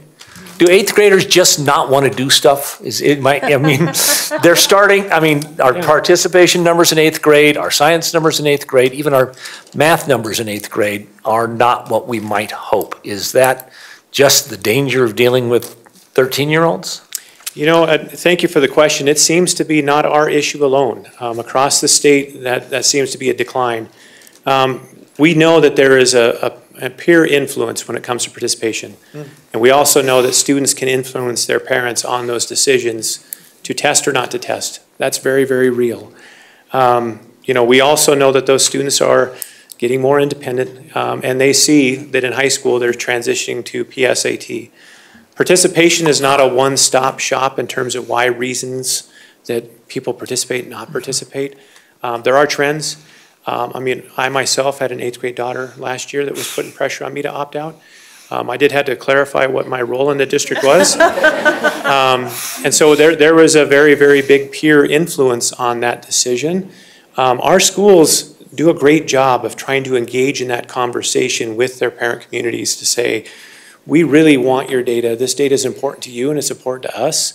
But it's hard to overcome when it's the state law that allows it. Okay. I mean, state law automatically allows opt-out of CMAS, correct? Or opt-out of the science test, is that correct? Yeah, it's called a parent excusal. And so they have to engage in that conversation to tell us that they're opting out and refusing to let their child take the test. Okay, and because so many are opting out in 8th grade, we're lacking our data. Yeah, it's making it harder and harder for us to be able to draw firm conclusions, specifically in some of our buildings that are highest hit. It's not universal. Some of our middle schools have better participation than others. There's a school climate situation, a feeder component. We do see trends within feeders. So it is an interesting phenomenon, and it is not set in stone. We do see that participation does move for certain schools from year to year. So there is a cohort influence. But it is something that we have to attend to. Otherwise, we're at the mercy of students that do participate. Okay. And you know I love disaggregated data. Last year, you and I talked about the fact that I think it's in 8th grade that the math gap between our boys and girls becomes really serious, and then it closes. Yeah. Is that still what we're seeing? Yeah, it's a pretty typical trend that we do see. Again, it makes it hard to draw those firm conclusions because 8th grade, the participation just isn't there. So, you know, I'd have to dive into it a little bit to see if there's equal participation between boys and girls, and seeing if there are influences on who's actually taking the test. But there historically has been that gap between boys and girls. It's like 20% last year, wasn't it? Yeah, pretty crazy. But fortunately, that does tend to close in high school. Yeah. All right. This affects our unified improvement plan? Absolutely. This is essentially the basis for our unified improvement plan. Yes. Okay. And the disaggregated data is, we're required to keep that by the state, correct? Yes. And consider it in our unified improvement plans? Yes. So when I ask you about what we're doing to get better, I'm just asking what the state requires us to do, right? Okay. Yeah. But to make it clear, everybody's doing a good job, and I appreciate it. And I thank you very much. Thank you. Right. Director Myers. Thank you. I'm so glad when you present because you make it come to the level that I can understand. And I too was one of those that filled in bubbles back then. But as a teacher of middle school, in administering tests, I saw lots of writing going on even back then. And I apologize if I just guess I hadn't heard this before, the universal best practices. Can I make an assumption or that maybe this is consistent education or methods that are proven programs that we're kind of sticking with and not adding whatever's new out there, and so that is determining the success of our school district? Absolutely, great question. You know, the effect size that we look at in terms of instructional strategies, a best first instruction has a large effect size of improving student outcomes. And so it's something that is a focus area for us to ensure that all students have access to that high quality instruction and those learning opportunities that are aligned to our standards. Well, and thank you, because that did answer some questions I had earlier, wondering what are some things that are making us so successful. But I just want to ask you, and this is kind of a personal or an opinion, do you think that our kids ever feel they're over-tested? Ooh, great question. I'm sure they do. I'm sure that there is an element of that. We continue to advocate for some middle ground when it comes to testing. We understand and value the accountability system. We like having the data, but we also understand that every time that you test, it's taking time away from instruction. Right. So there is that balance between, the desire to have the data and maintaining a classroom instruction. We know from this lens, this is state and federal accountability that we're dealing with, but we continue to advocate for the state to shorten exams, to make these exams more concise so that it doesn't impact our instruction as much. Good, thank you. Director Thompson. All right, thank you for the presentation, and a thank you to our staff and our students that participate in testing. As a mom with a student that does not enjoy CMAS, finds it very stressful time during the school year, but still participates and was very happy to see their own scores at the end. I just want to put that out, that appreciation towards students. So first, I just want to start with some two general questions, and this is mainly just for those listening in today. So the first one is, how do parents see the data for their individual schools and then for their students? Great question. So there's multiple avenues to get both. Let's start with students first. Last year, the Department of Education launched a new online platform for them to see their scores online. We've been asking for this for about 15 years, and they finally have it in place. So the directions for that were mailed home along with the paper versions of those tests. That's something that our schools are in the process of mailing all of that home.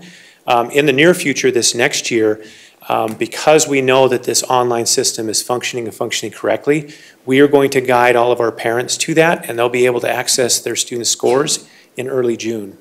In terms of their school performance, it's located in 2 locations. One, it's available online. You can look at school performance frameworks on CDE's website. You can see it just a general overall, but you can also look at the results for CMAS on their website. It's disaggregated by school, subgroup, and school and subgroup, so you can see the performance over time. Thank you. So we were able to look at our scores in June at the CDE website, and that was nice. And I didn't know if they were going to keep doing it or if that was like a one-time thing. So I'm glad that that's going to still be around. And then I know that we received our letter, but for any parents who might have missed it, you now know that you can also go to the website to see it pretty easily. So the next question that I had was, the data that was presented today, does that include our charter schools? Yes, that includes all of our schools, neighborhood, and charter together. Okay, thank you. And then just a few follow-up questions from the presentation itself. The first question actually was just something you had mentioned. When did CMAS go online only? So online CMAS, it happened in stages because they did like a pilot year first. But 2015, 2016 is really the first year that we had most, if not all of that testing all together. CMAS is comprised of also social studies and science, and so social studies has been hit or miss. But we did an initial round in 14, 15, but really 16 is when things were really fully in place for us to be able to look at that data. Okay, I know there's a lot of rules around testing itself and how it's conducted in the classroom. Are there accommodations for CMAS testing for our students that might need a paper version? Great question. So there are multiple answers to this one. There are accommodations built in because it's online, and those accommodations, there's some of them that are accessible to all students. Then there's some of those accommodations that are based on a student's accommodation list within their IEP. In addition to that, if a student requests or requires a paper-based version, we can still offer that as an option. The state did change the law last year, which will be impactful for this year, that instead of allowing schools and districts to do paper-based, it's only allowable if there's a request through an accommodation, but it's still available. Okay. And then what about language options? So there are different options for languages within CMAS, Spanish being the most popular. And they're implementing other languages as long as there's a large enough sample size to be able to create the test. But that assessment's only available to students who are getting their instruction in that language. So if they were taking the Spanish test, that would mean that they would be getting their primary instruction in Spanish. So that's how it becomes available to students. Okay, that's good to know. And I think also helpful for parents who might be listening in to know those options and how they might change. And then, so I really liked, it's 33 on my, or on what's on the agenda, but I know it's a different order for you. I think it was maybe like 15. The graph that shows us across subgroups compared to the other, yes. Just wanted to put that back on the screen again. Yeah. This is really great. I think that this is nice because one, it shows across the subgroups that we have growth and improvements being seen, and that we're outperforming, other districts around us when it comes to how our students are performing. So I just wanted to throw that back up there because I thought that was a great slide. And we really appreciate you throwing that back up there and commenting again on that slide, because that slide in particular, based on the data and our performance, we were so pleased and proud of what we saw there. Still lots of work to do, but thank you for that. I think it's pretty exciting. And I think that, when we're seeing, like you discussed earlier, as stair steps up across subgroups, that is how we go from green to blue when we're looking at the framework. That's the area where we can have the most gains. And so I think it's going to pay off over time as we continue those stair steps up. And then the other question that I had around around our subgroups, we see an increase in our all students, which is an increase this year. We see that it looks like our subgroups really carry the increase. That's my assumption, but an end on that slide would be helpful just for future reference. Oh, good. So you had it on for later on in other subgroup presentations, but just to be able to see the proportion of students in each of those categories. Then I could make a stronger assumption that that's what I saw. And that's it from me. Thank you. All right. Thank you so much. That's awesome. And then moving on to item 9.2, turnover and hiring data. 10-minute presentation and a 10-minute Q&A.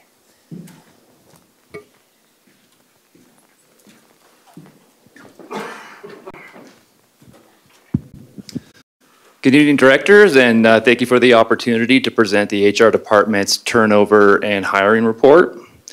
For tonight's agenda, we'll begin by discussing staff turnover, transition into exit survey data before concluding by discussing how we did from a hiring and recruitment perspective.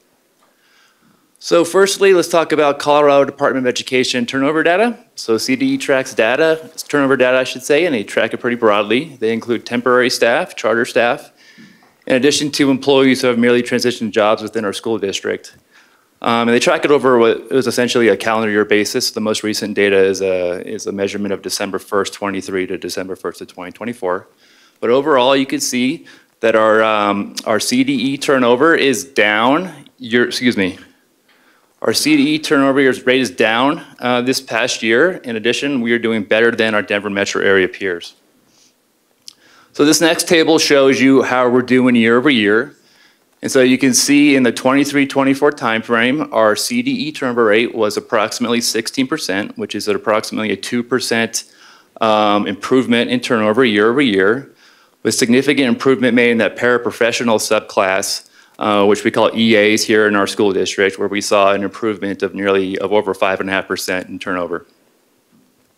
Moving into how we did compare to our Denver metro area peers, in addition to the state average this past year.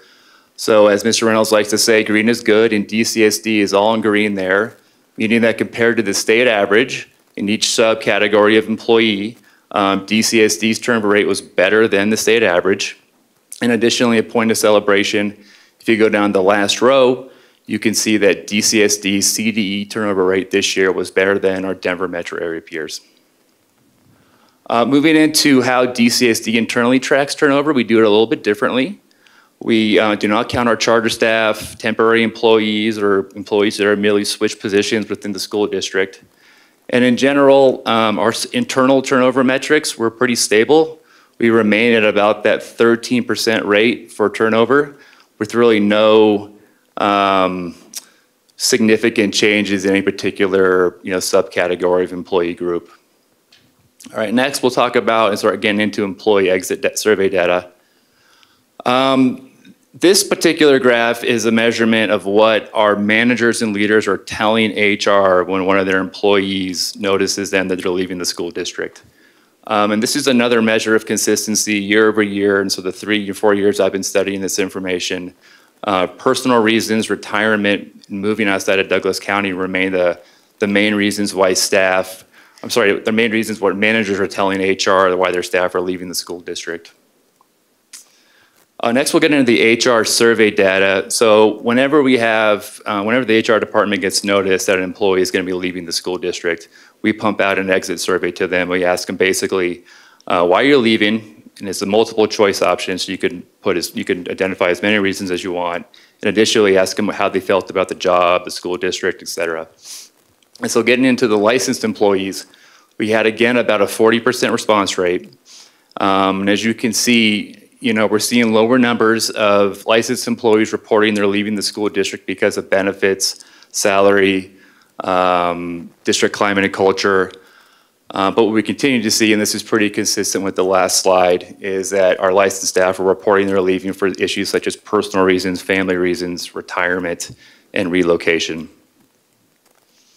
And in terms of satisfaction rankings, these again remain pretty consistent year over year. Our licensed employees are reporting, some increases in satisfaction with their position, with their benefits, with the district's climate and culture.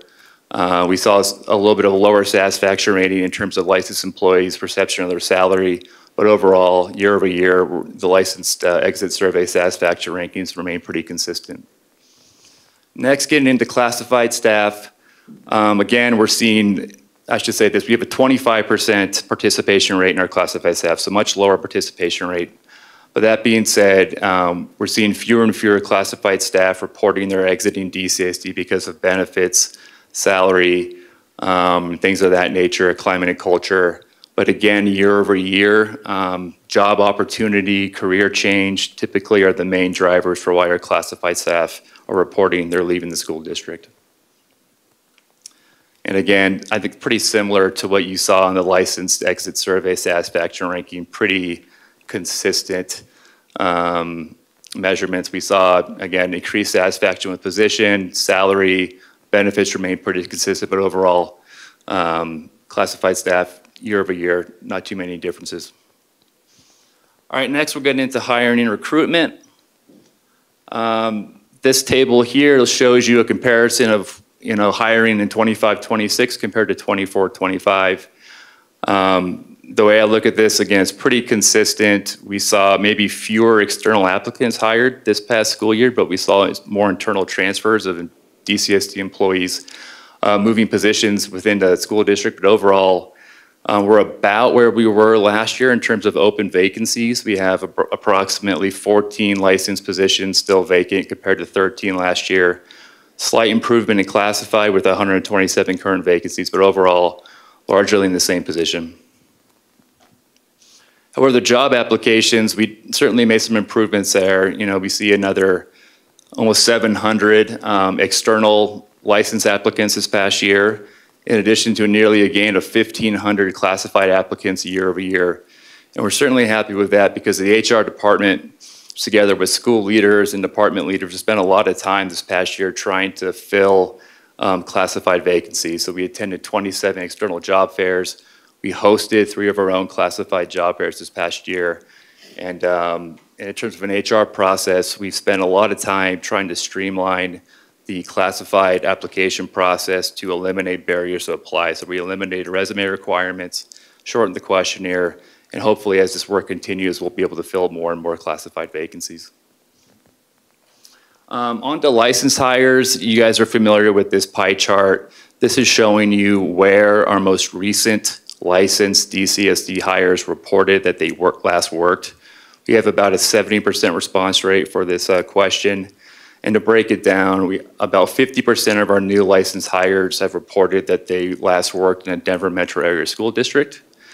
35% came from out of state, and then the other came from Colorado, but an out of metro district.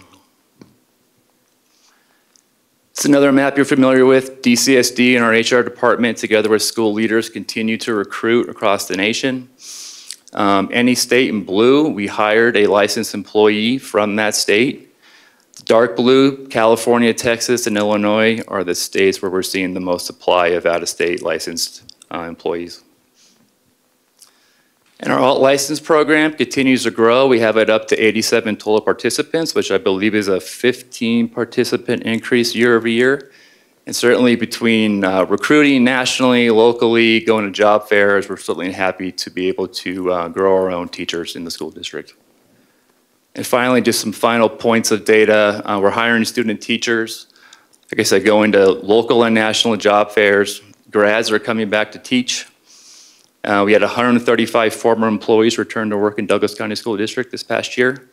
And lastly, 2 years ago, job applicants at a 22% rate rejected working at Douglas County School District because the salary was too low. And that number's down to 7% in this 25-26 school year timeframe. So that's certainly a point of celebration as well. So that's the presentation. I'd be happy to answer any questions. Thank you. Thank you.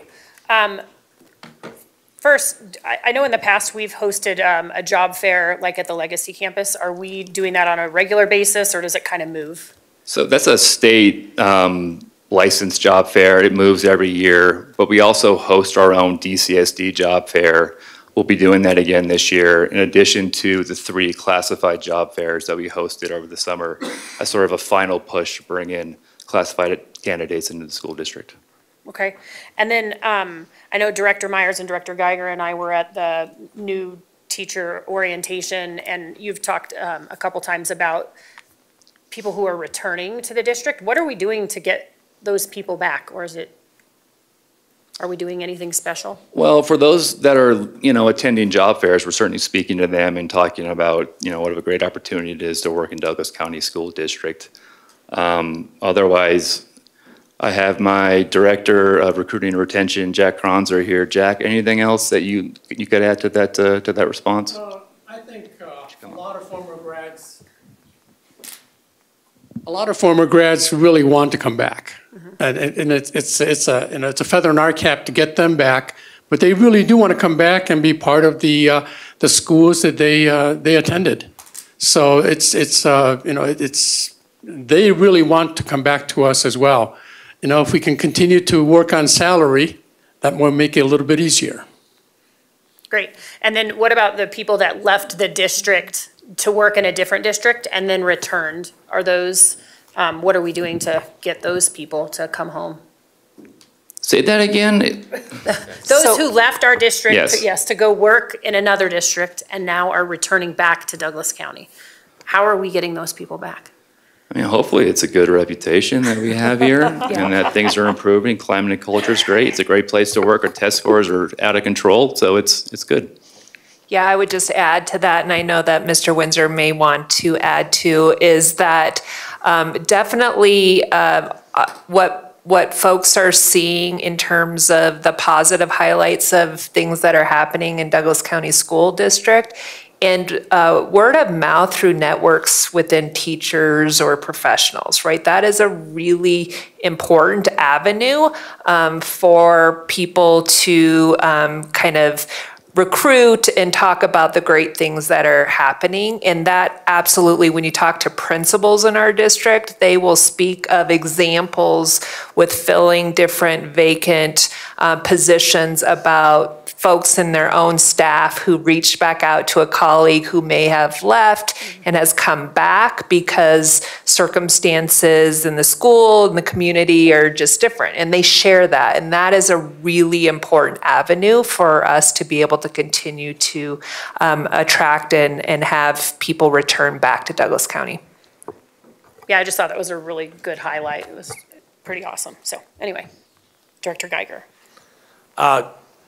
Obviously, everything we're hearing from staff is pretty good news. All our surveys say good news. Our turnover says pretty good news. Let's be very, very appreciative to the people who made a lot of this happen. We passed a mill levy override in '23 to increase the salary for our teachers. And if you look at the standards, the reasons for leaving based on salary fell off a cliff.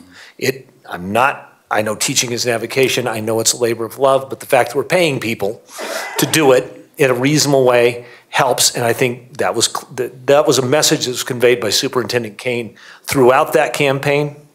And the people who worked on that campaign, both in the public, those on this board, understood that sometimes you ask your community to raise taxes to get good things happen. So I just think watching is like slide 9, looking at in 2022, nearly 35% of people who left said it was because we didn't pay them enough. And for that to fall to 7%, is that about where we're at? Yeah. That's directly related to the fact that the community stepped up. Yeah, well said. Okay. And that's great news. That very much is. Like I said, I attended the new teacher orientation. My best moment was seeing a young man whose parents had both retired from the district, worked here their entire career. Their son came back here, having spent 12 years with the district, was a student teacher for us, and is now hired at Highlands Ranch High School, where his mom taught. That's a great story. And to watch that and watch his enthusiasm and watch everybody that day, I think speaks to a lot of the work that the administration has done to work within, I mean, there were concerns. District climate and culture was the second highest reason for leaving in 22. And for that again to just fall off a cliff in 23 and in 24 and 25 speaks to a lot of progress by a lot of people. And so I guess the question is, assuming we're not going to do a big salary raise without going back to the voters, what is the way that we continue this progress? I always want to know what the next step is without in any way minimizing the great progress that we've made. So do we have plans to how we do better? So what I can tell you from my HR lens is one thing we always look at internally in our department is this personal reasons, right? 317 staff members that reported they're leaving for personal reasons. We really want to get a handle and a clearer picture of what that means and why they're leaving in those sort of numbers. In addition to that number classified, 528 classified employees left in 24-25. That's a significant number that where we think we can make incremental improvement on retaining those staff. So I had the opportunity kind of in between after my first year to do a little bit of a reorg in my HR department. I'm really pleased to be able to have a brand new, he's been a leader in HR, but he's made the decision to transition into employee retention. And I'm really hoping that gentleman, his name is Mike Lloyds, is going to be able to really put a dent into, really what we're going to do is listen to our staff, listen to our classified staff, and get a better picture in terms of why some are leaving. And if we can make improvements in certain areas to lower that number, right, 19.6 to 18.6 near, and keep going down, that would be a win. Thank you very much. I appreciate everything, both the presentation and everything else you're doing to help. Thank you. Deputy Superintendent Hyde. I think the other thing that I would add to Mr. Condon is always when we are having the conversations and making decisions around district budget that happen starting in kind of that January timeframe. One of those conversations is our total compensation package, right? Our district is unique in that we do offer a really robust benefits package to our employees. So we are going to continue to be evaluating all of those elements, as well as Superintendent Kane engages with our teachers as she does on a yearly basis during the April professional development meeting. She's getting feedback from teachers and really listening to what they are saying their needs are. So while we of course want to continue to adjust salary, there are other elements that we are constantly also evaluating in terms of how we can be responsive to what our teachers and our staff are telling us that they would like us to do. Can I ask just one more question? We still got free lunch, right? Yeah, I think so. And for those we provide free lunch to our teachers, right? Yes. And is that a benefit that they appreciate? Oh, yes. Overwhelmingly, yes. Okay. Free food is fantastic. All right. Well, and again, that was a creative solution to when we were losing staff a couple of years ago. And so I appreciate that thought process has gone on and that even though we haven't solved it, well, we've improved that process, we're continuing to be creative.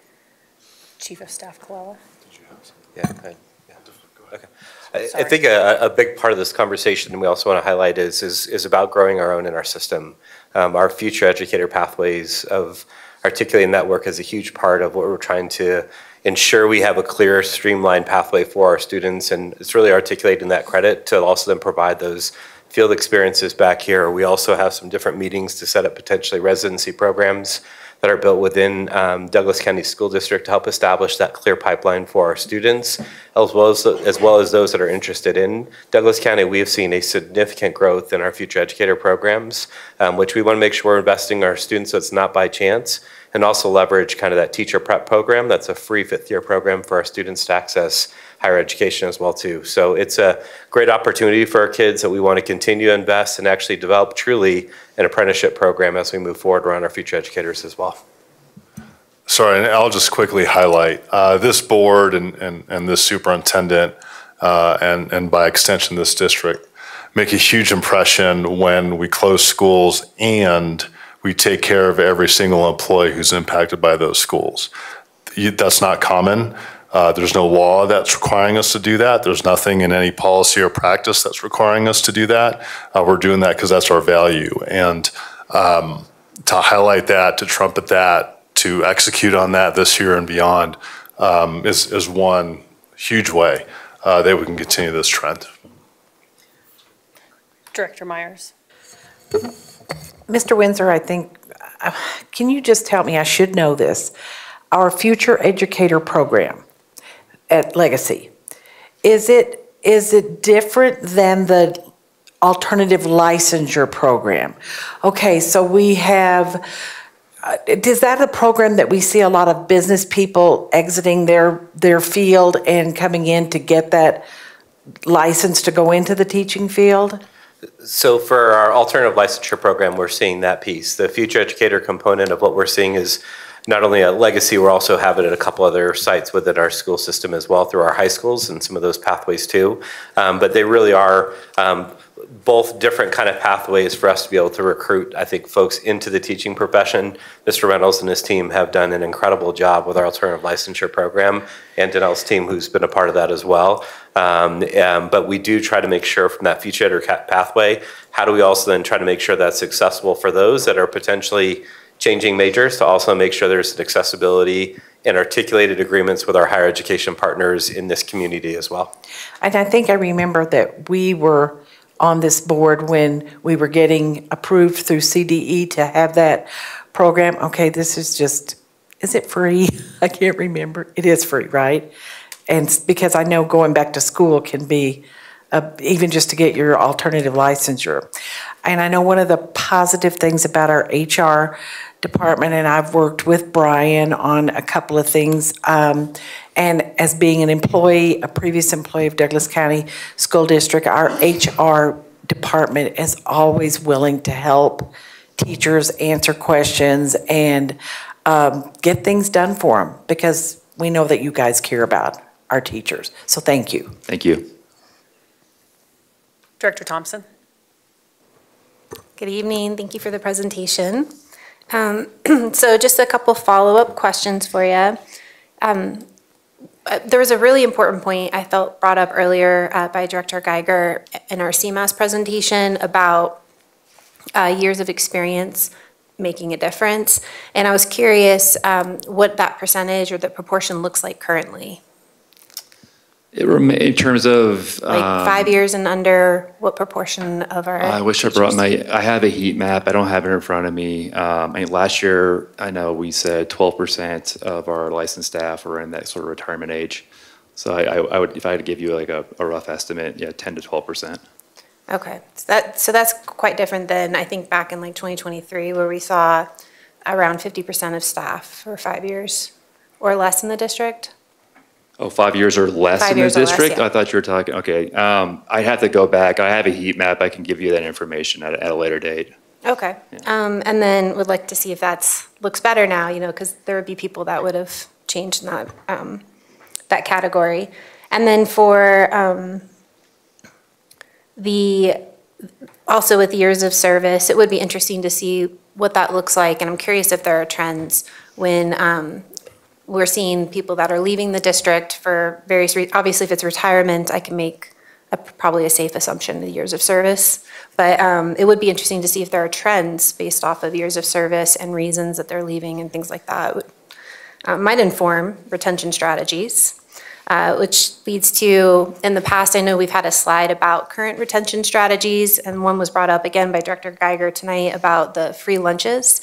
So from the strategies we've seen previously, which ones are still in effect, I guess? Or do we have new retention strategies that we're currently using? Yeah, free lunches would be one. I mean, over the years, we've used retention stipends, which is always depends on, I think, on budget. Help me out here. What am I missing? Oh yeah, before and after school, we get the 20% discount for any employee. There's a number of other perks and things that employees are able to get. Matt, do you have something for me? Yeah, one of them that's very interesting that seems to resonate is paying for people's licenses. So that's something that we explored last year, starting with the alternative licensure program, but have expanded that to pay for all licenses for all of our staff that are licensed staff. Tuition reimbursement, so $500,000 I know that one runs per out year. really quickly. We hear about that every year. Yeah. Yeah, I was also wondering about like professional development, if we've dabbled in that, providing free professional development in certain areas of growth, or if there's any you want to highlight. Yeah, so professional development, there's a lot of professional development that we provide as part of our staff, and I work with other colleagues, including Deputy Superintendent and Assistant Superintendent, on providing professional development for our staff. So anything that we provide internally is free of charge. We get the added bonus if we can get them state approved, so they're applicable to licenses and that they get those credits as well. Okay. And then I noticed on one of the slides that we have, it looked like less student teachers this year than we did last year. It's about the same, yeah. You're thinking in terms of in the fall of 2025? I might just be confusing the first two student teacher slides. So one for fall says 18. Student teachers only a semester? Yes. Okay, so that's total for the whole year, and then so we would expect, got it. Yes. Thank you, that helps. And then for residency data, that was the other thing I was curious. Our number of teachers that live within the district. I have a 71% total employee residency number for you. I don't have teachers. Okay, so about the same still, okay. Because I know we had that maybe a couple years ago, that stat. So that one's kind of stayed the same. All right, that's helpful. And then for my last question, I know that one of the challenges we have with hires right now are our EAs. Is there any efforts, like kind of like how you guys did it with bus drivers, concentrated efforts to try to identify and bring in EAs?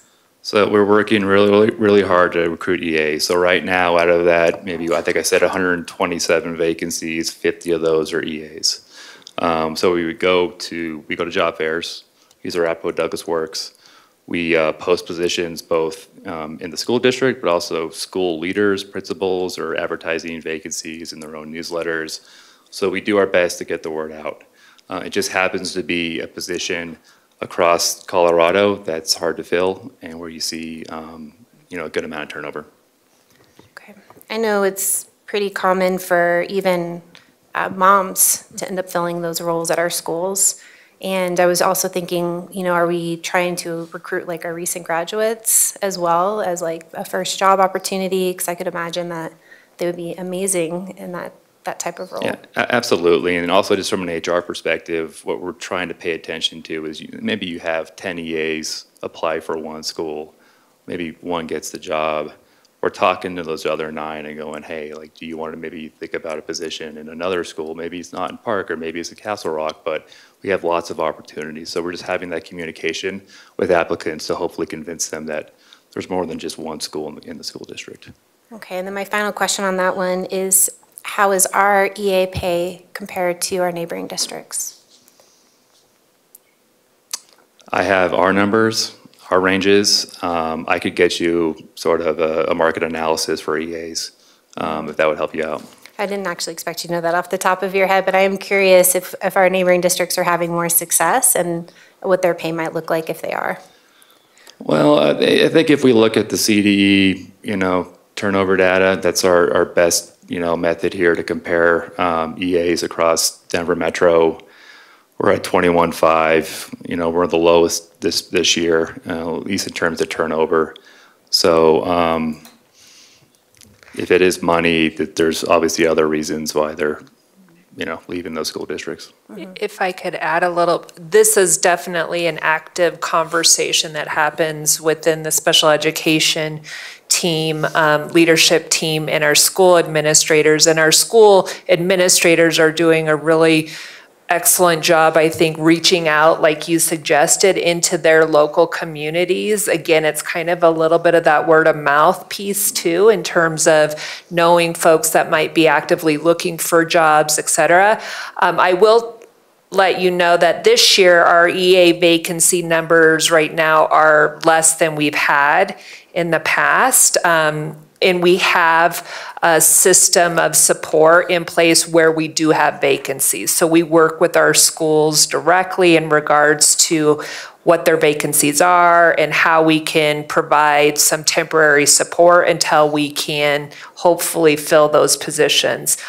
In some really specialized circumstances that also requires us to consider contracting EA services and support. So we have a host of different options we look at through that lens. Yeah, it's such an important position, and the EAs that we have are rock stars. I know, speaking from my own kids' schools, like, they're amazing people that come and fill those roles, and so, yeah, it's an important position. Thank you. I'm sorry, I have one more question. Sure. It would be interesting to know, and I know you don't know this stuff, that if paraprofessionals and EAs is a position that is responsive primarily to salary, or if it's a conditions issue, it's a hard job. And I think we see that across the district, but if we could know that a couple more dollars per hour here or there makes a small difference, a big difference, that would be something I would love for HR to continue to research and let us know. And we're hoping to study that exact issue as the years go by, because again, it is an area classified in particular EA where we want to learn more about what makes them stay, what makes them go, and hopefully as the years go on, we can improve turnover and hiring. Great. And then I just, I think there was the monitoring report attached to it as well, so I just wanted to open up for anything that the district has or any questions from directors. Yes, staff is definitely open to addressing any questions that you might have related to the monitoring report. And so Mr. Reynolds has joined Mr. Condon, and so they are able to answer those.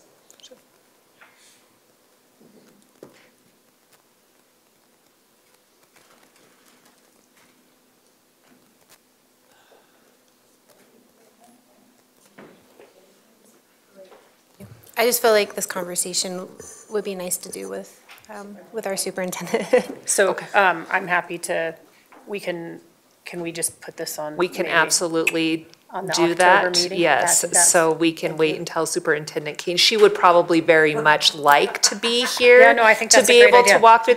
I will tell you, she probably, just based on the last two presentations, her not being here to really be able to highlight some of the celebration within our data is a difficult thing for her not to be here for. But in terms of the monitoring report, I'll definitely talk with her Yeah, about. so yeah, I'll put that down to move it to the October. Thank you both for all the work.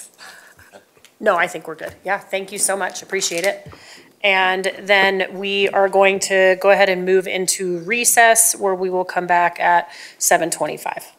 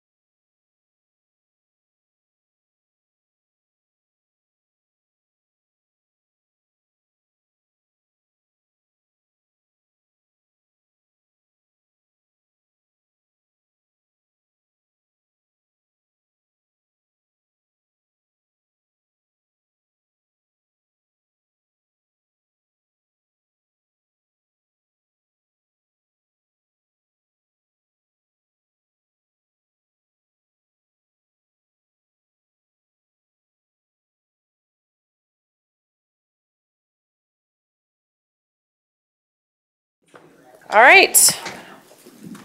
The meeting of the board is back in session, where we will move on to item 9.3, strategic plan initiative, develop an implementation policy for responsible use of communication devices, for a 10-minute presentation and then a 10-minute discussion.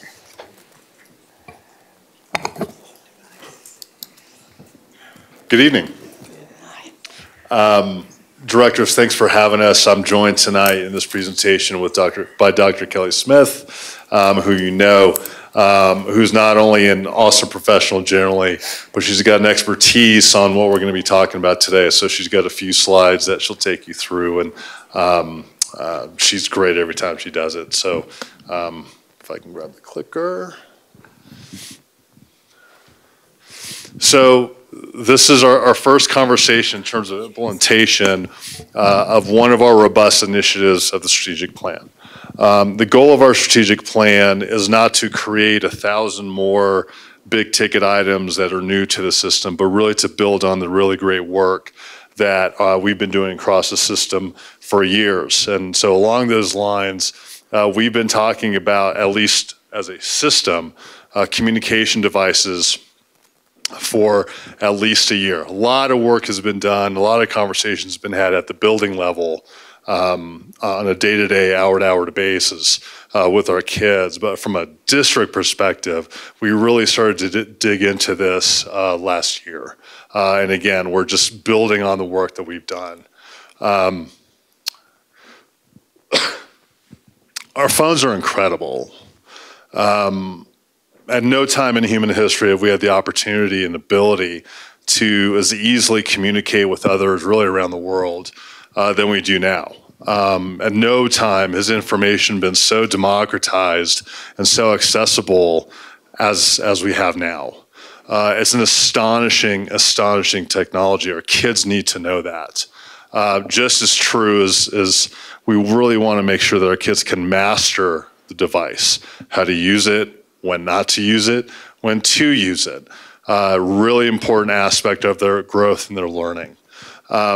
We're showing, and Dr. Smith will take you through it, that some kids, and really some adults, are struggling with how to use it and the impacts of excessive use.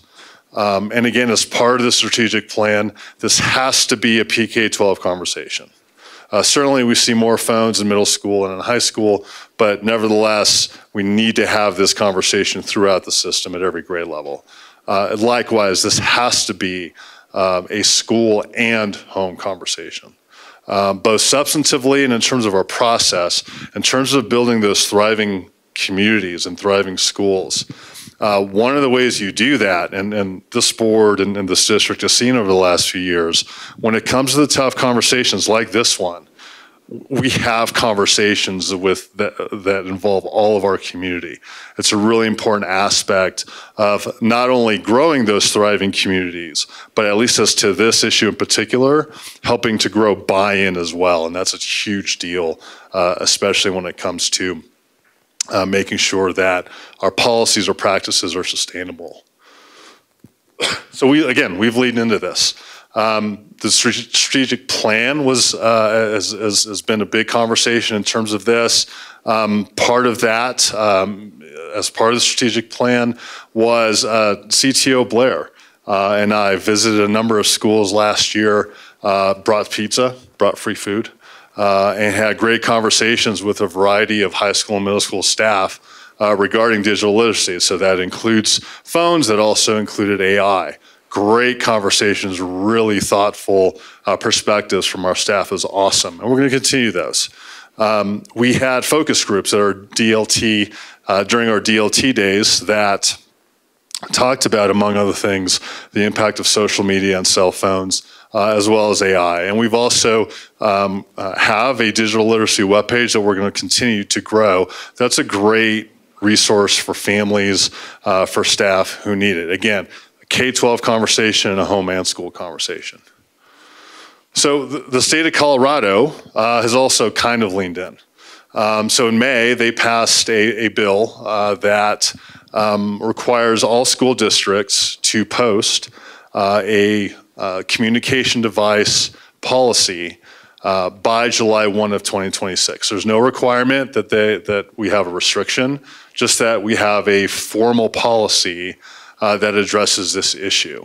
And we've used and should use communication devices in this conversation at this level because it's truly the term of art per the law. And the law defines communication devices primarily, and by the way, I didn't come up with primarily defined. It's a little wonky the way that's phrased. That's out of the statute, so I just stuck with that. Can't really go wrong with it. Primarily defined as cell phones and smartwatches that are capable of making and receiving phone calls, sending and receiving text messages, accessing the internet. Laptops are excluded from this definition insofar as they're used for school purposes. So separate and apart from where we were headed, I should say, as a district, the state again stepped in. The state's not alone. We've got 34 states that have adopted statewide device use approaches. By the way, I plugged in the data into Gemini, and Gemini spit this out. It took all of about 2 minutes, which that would have taken me easily 45 minutes to an hour to get it right.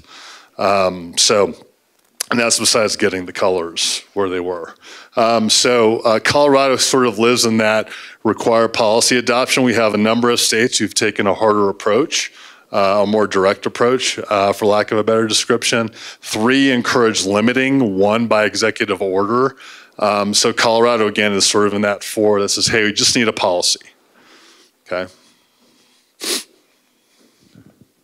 So as part of our strategic plan, we asked one question as to communication devices, cell phone bans. It was an open-ended question in terms of the answers we were looking for. We just wanted to gauge where our community was in terms of this conversation. So we have for the board and for the public what that question looked like. And again, we had the answers were for elementary school, we had a field, so folks could, or participants could give their sense of elementary school cell phone bans. 1 for middle school, 1 for high school. So we got a pretty interesting data set. Again, we just wanted to gauge where folks were at because we knew we would continue to have a big conversation that continued to drill down on potential policies and practices. So what were those results?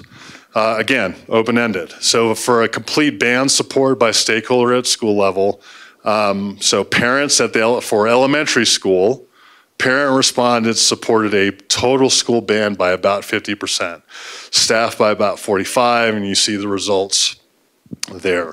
Notably and quite obviously, as you get older, as the kids get older, the support for a total ban goes down. And we can imagine why. So along those lines, and by the way, we had about 3,200 respondents to this question. So to the extent that folks did not support a total ban, these were the most common answers. Access during lunchtime and passing periods, emergencies. That safety emergency conversation is, to say the least, a layered one that we really look forward to having with our families and staff. Other folks said, listen, they're gonna need to know how to use it, know how to master it. Let's teach them how to do it at school. And then very practically, kids use it at school, okay, for educational purposes. Okay, so a total ban doesn't make sense in that context either. So the survey comments, I read through a ton of these. And so what I did was I provided some of the direct quotes and then just characterized them with the descriptor to the left of them. So safety is a big issue. Logistics, so if I want to reach out to my kid to make different arrangements for pickup, they should have a phone or have it available. Learning, again, some parents said, we just want a full ban. Like, and the comments said, full ban, no exceptions. And there were just a number of those. There's a cultural hurdle. Again, for instructional purposes, a lot of kids, a lot of schools, a lot of teachers require that kids be able to use their phones or a laptop. Medical exceptions. That's obviously a big one too. So where you have a kid who's tracking his or her diabetes through a phone app, we probably don't want to limit them. During our tour last year, again, where we brought pizza and had a bunch of conversation, we asked the question, we were curious. Again, we just kind of want to get the zeitgeist to what people are thinking about cell phones, where they landed. And so we just asked, based on your experience, what's the most appropriate age for kids to have a phone, a smartphone in particular? And you see the results there. So out of that survey, again, we got comments. Same thing, gave the verbatim comment and then characterized it to the left of it. You've got kids who you have staff who in some of our schools are enforcing a phone ban, or who are banning devices, but then their next door neighbor may not be. Okay, so that inconsistency creates an issue, obviously. So again, that consistency not only at school but across the district is a really big deal. But this particular teacher in that second comment noticed, boy, in her class, even though it's consistent maybe in other classes, she started to see kids connect more just by virtue of the kids not taking out their phones as readily. FOMO is a big deal. So what do you do, and social media is kind of in the same boat. What do you do when you have a kid whose parents say, you know what, you're not going to have a phone until X grade, but everybody in their grade otherwise, or the majority of the kids otherwise have a phone? How do you deal with that? Okay, that's a conversation we have to have. And kids know. Kids have a sense that they're just too addicted to their phones. Again, just great comments from our professionals. So with that, I will hand it over to Dr. Smith. All right, so I get the privilege of talking a little bit about what I love, neuroscience. So who's a neuroscience? Yeah. So I want to talk about digital landscape with kids, and I want you to think about this in the premise of the developing brain. So we know that cell phones and social media were designed for adult brains, not developing brains. So I want you to have that in your mindset as I go through a couple of these slides. We know that our statistics say that teens spend an average of 7+ hours daily on screens, and that is excluding schoolwork. 95% of teens have access to a smartphone, and 45% say that they're on it almost constantly. This right here is a graph that's out of Jonathan Haidt's book around the critical point of the time kids are on screens or on devices is that 2-hour spot. So over 2 hours, we start seeing decreases in social emotional wellness and related symptoms around suicide risk and depressive symptoms. And be thinking about what they're doing when they're on their phones. So these are passive scrolling, looking at things that might be inappropriate, but things that cause their social emotional well-being to deteriorate based on this 2 hours or more on screens, based on what they're looking at. There's a lot of research that's coming out now about that 2 hours or more a day leading directly to lower levels of psychological well-being. So when we talk about brain development, we think about what are kids doing to develop those pathways in their brains that they're not doing if they're on phones. So think about when we were little and we were outside playing and developing social relationships and eye contact and body language and conflict resolution, all those things. They may be missing that if they're on their phones and doing something else that's this passive scrolling on phones. So we want to think about what's the presence of those protective factors that they learn through that developmental pathway when they're growing up. So here's another conversation around social media and mental health. It is being linked to higher rates of mental distress, self-harming, and suicide among teenagers. So prolonged social media, they're actually showing levels, and I think a lot of you have heard this before, the dopamine hits in brains. They're raising the dopamine levels because of the likes and all of those things that they're being exposed to in higher and higher rates. And it's actually causing kids' brains to look like pre-addicted brains, like drugs. So when they're doing MRIs of kids' brains or adolescent brains, they're looking similar to addicted brains because it's that same pathway development that's happening. This is something that's pretty staggering when you think about the littles. 50% of kids 4 and younger are engaging with smartphones regularly, and then 8 to 12 spend 4 to 6 hours on phones or watching screens. And what we're noticing in our littles is it's actually changing how their brains are built, and it's resulting in these delays of language. So again, think about what are they doing, or what rather are they not doing when they're on screens that typically developing brains would have been doing at that age before. And now the American Academy of Adolescent Psychiatry is saying no screens under 2. It's that detrimental to development of young kids. This is something that was really interesting to me when I read this study. And I had to dig into this because I didn't really understand it at first, not being a neuroscientist. When the brain, young brains, developing brains are looking at screens, brains energy is taken from sugar or glucose. And when screens are on a lot, it changes the way that that sugar is metabolized in the brains, and it slows down pathway development, which is why you're seeing in some studies that kids have smaller frontal lobes when they've been on screens a lot longer when they've been younger. So it is in the science. So it does change neuroplasticity, how kids grow brains, and it's so impactful because we know our kids' brains don't fully develop until they're in their 3rd decade of life.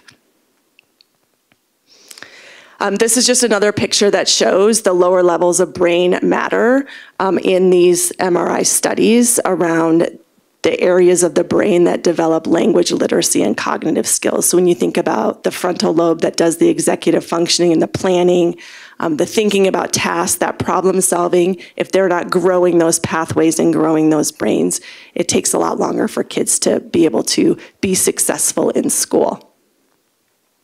And that's about the brain. Thank you. So let's talk about the timeline, where we go from here. And again, there's a big fat tentative right up there because this is a conversation certainly between Superintendent Kate and the board in terms of policy adoption or policy review and the adoption. The other really important dynamic that we're going to gauge as we go along here is what do our staff and our leaders need. So to the extent that the board adopts a policy mid-year, give or take, let's say, November through January, we're going to have some leaders, and we've already surveyed them on this, who are going to want to adopt like the next day. Other leaders are going to want to wait until August 1, okay, just depending on where they're at as a system or as a school. By October 10th, we want a lot of staff input, and the way we're going to get at that is really twofold. One is, and probably most importantly, is for our leaders to talk with our staff. And we will also survey the staff as well, similar to how we did with our leaders. Because again, in terms of buy-in, sustainability, if your leaders and your staff are on board, that's it. That's the game right there. So we really want to make sure we're fostering or helping to foster a really robust conversation between our leaders and staff to include getting our input from staff after those conversations and through those conversations. By December 2nd, we're going to talk with our families, both through survey and through holding virtual meetings with our families and also in-person meetings, and we're working through that timing as well. So then that gets us to give or take November through January in terms of a policy review by the board and then preparing and implementing. There's a lot to all of these, but probably this is going to be the biggest thing, just making sure everybody's ready, has what they need, has socialized the new policy and practice with their families.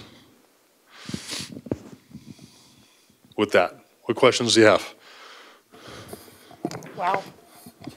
Well, thank you first and foremost. I think it's a hard topic because I think that there's just so many different opinions. Even at my dinner table, I have 2 boys that are both in high school now, and one is very much of the opinion, we don't need phones at school. There's no reason for us to have them. If you need to get a hold of me, you can call the front office and they can walk down and get me. And then, I have my other son who's like, I can't live without it. Please don't take it away. And so I find it quite fascinating, but I'm I'm glad that we're looking at putting forth a policy, whatever that might look like. I also know, just talking to principals in the district, just when I've done my school visits, there's a lot of different views, and even some that have already taken action. Like, I know that I've been to some schools where they already say we're not doing phones at school, and that they were applauded by their parents. So thank you, Dr. Smith, too, because I just think it's really quite fascinating. So anyway, thank you. Sure. Director Weiniger. Yes, agreed. Even though this is state mandated, I think it is really good to have a policy that the district is putting in to have consistency across all our schools. I mean, I'll not be on the dais when the policy comes forth, but I think what would be helpful for a board member when making this decision is hearing about districts and schools where they have this policy in place, and ones that work, the ones that have faced some difficulties. Because it does sound like there's a lot of different options. It's not just ban them all or just allow passing periods. Like, there's also options of, I saw one where they say to put it in a box when you get to class. There's just so many ways you can go with it. So it'd be really interesting to hear actual stories of schools and districts that have it and what's worked and what hasn't. And definitely getting input from the community, which you guys are always great at. Staff is always great at getting that. So very excited to have this starting to get some traction. I've had a parent already reach out about frustration of cell phone distractions in class. So I know that it's something that people are concerned about. So thank you. Thank you. Director Moore. Couple thoughts. Do you think, based on everything that you've gleaned from the survey and from your experience talking to parents and kids about this, that if the district were to implement some policy that's more restrictive than current practice, that the students would be more accepting of it than the parents? Or do you think it's the other way around? So it's a really good question, and let me answer that in part by highlighting something we're going to do, and I was remiss in not talking about it. So this student input is going to be fascinating. So we're already on our SAG agenda for September, and then going to talk with them again in October and probably November as well, really to gauge where at least that subset of kids are. What we're also going to do, Mark and I, CTO Blair and I are going to go to a smattering of high schools and middle schools and elementary schools and talk with kids about exactly that. What are they seeing? What would they prefer to have? I suspect, if I'm a little bit of a betting man, that everybody pretty much gets it. It's a matter of how restrictive is your policy, how much reasonable flexibility exists within that policy, and I'm not going to get out of my front of my superintendent or the board, but I'm going to take a guess and say that where it could land is. So if you look at these, I mean, again, this is an open-ended question, and this is a complete ban. Like, this is actually very arguably pretty high numbers for that context. I think taking that into account, and then if we're thoughtful about it, which we will be, and we address these among a few other concerns, I think we can all as a community land in a pretty good spot to include our kids. Yeah, I would agree. I think that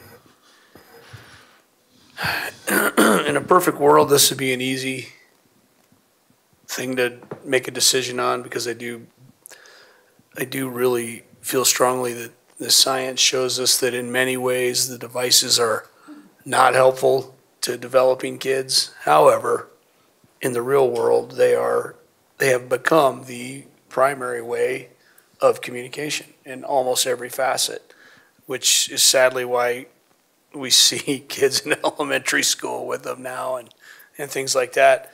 And I think that, and again, I agree with Director Weiniger, we won't be here for the implementation of this policy. However, my experience would tell me that the logistics of this does matter, and thoughtfully processing through the different concerns that people talked about, especially when it comes to safety. I look at safety a couple different ways.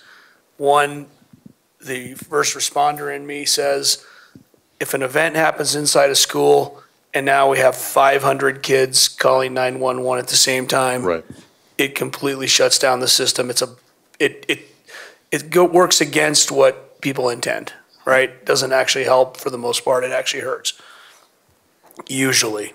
However, when you have to evacuate and now it's time to reunify and kids need to be able to contact parents and parents need to be able to know, hey, my son or daughter is okay, and allay their fears and talk about where traffic is backed up and where we're going to be picked up and those kinds of things.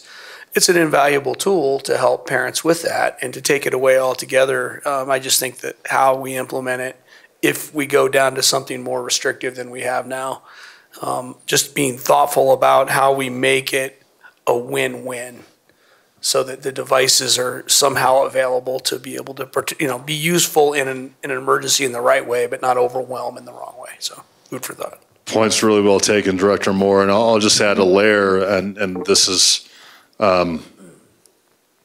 as complicated as the logistic, that whole FOMO deal. So what do you do as a parent with your sixth grader who you've said, sorry, like you're not going to have a phone until ninth grade. But again, all of their other friends have one. And that's a big conversation, maybe not necessarily from a district perspective, but again, going to that home conversation, is there room for a conversation with parents and community to say like, hey, let's all commit that, our neighborhood of kids isn't going to have a phone until, let's say, ninth grade. We need to bring back flip phones. So, which, by the way, are contemplated within the definition of the state legislation. So anyway, but points, again, really well taken. Director Geiger.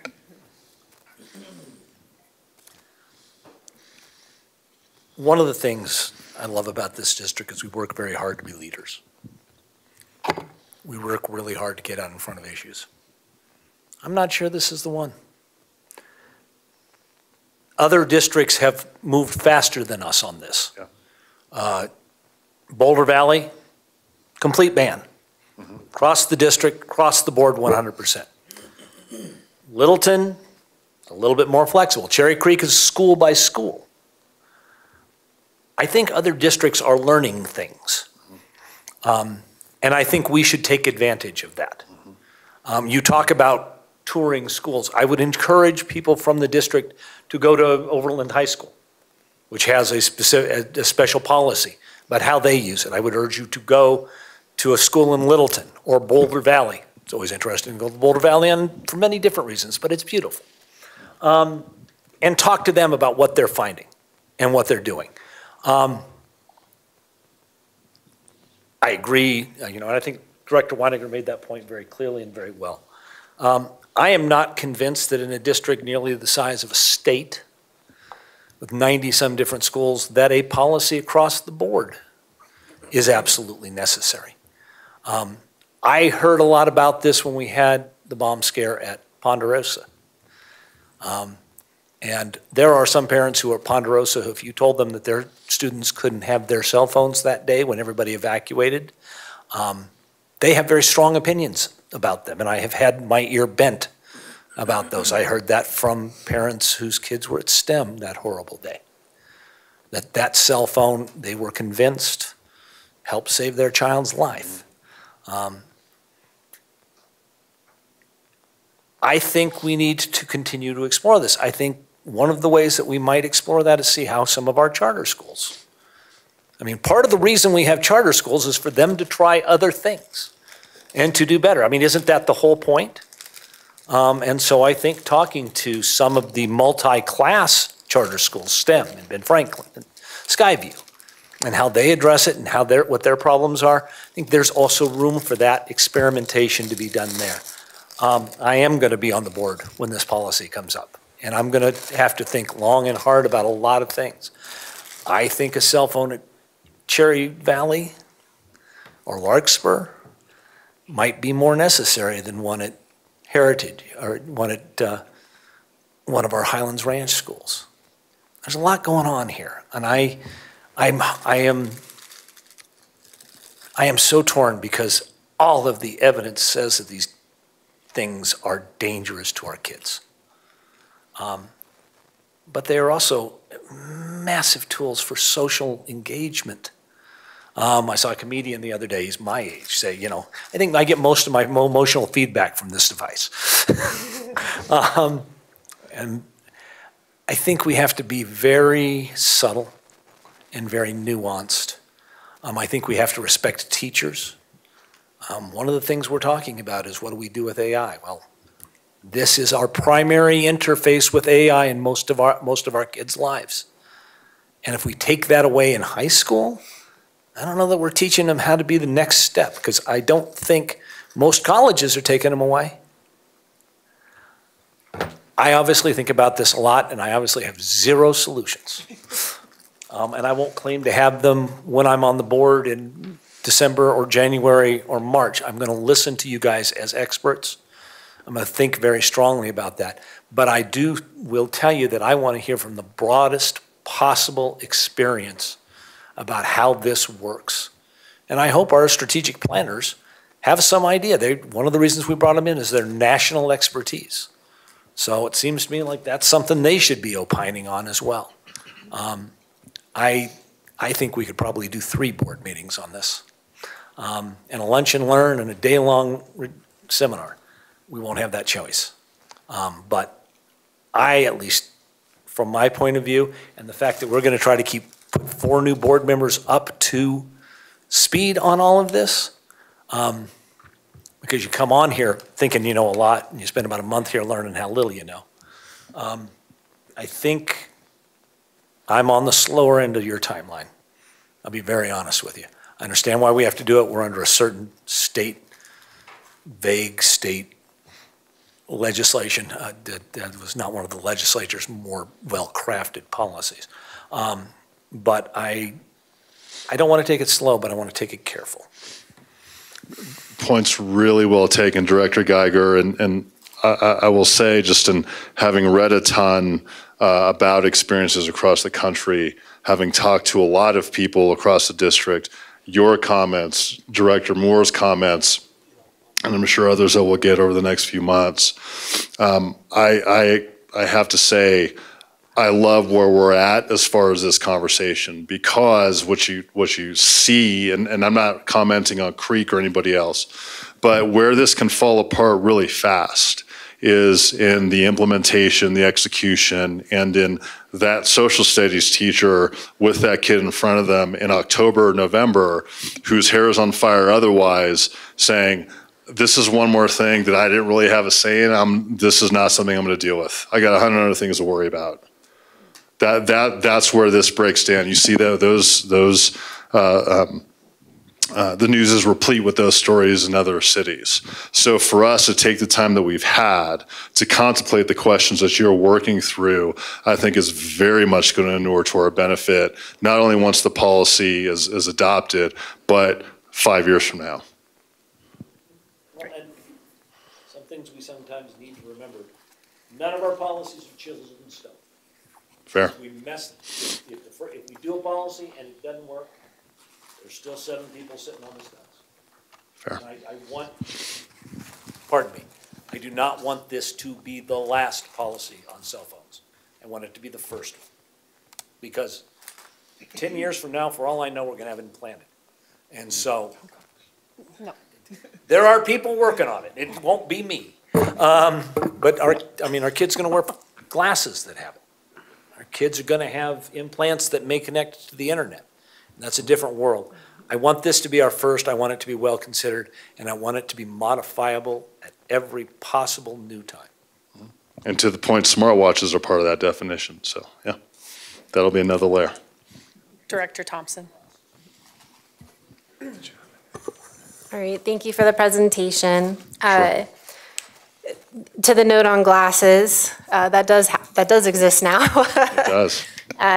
And so I know, I'm just going to put out there that we're thinking about accessibility when we're visiting this policy, because these are tools for accessibility for many students, including glasses. Even with students who may be hard of hearing, glasses offer that opportunity to get that real feedback on captions and things like that. So with that being said, overall what I'm seeing through this presentation, and just generally speaking about the value of public education for a community, is that the presentation today is not just about this policy. This presentation is about the well-being of our students and how we are a resource to families in our community. So we saw on there that there's a website that exists about digital literacy, right? And if I clicked on it, I could see there's a parent section that brings me to links to learn about my own devices or how I can protect my kids on devices. I see that we have a placeholder for future parent meetings on the topic. I'm not sure if that was in relation to the surveying or getting feedback, or if it's in relation to education, or maybe it can end up being both. No, it will be both. A variation of this presentation will be given to everyone. Yeah, and to what you said about implementation, I mean, this is really more than just, hey, this is a policy and what it might look like.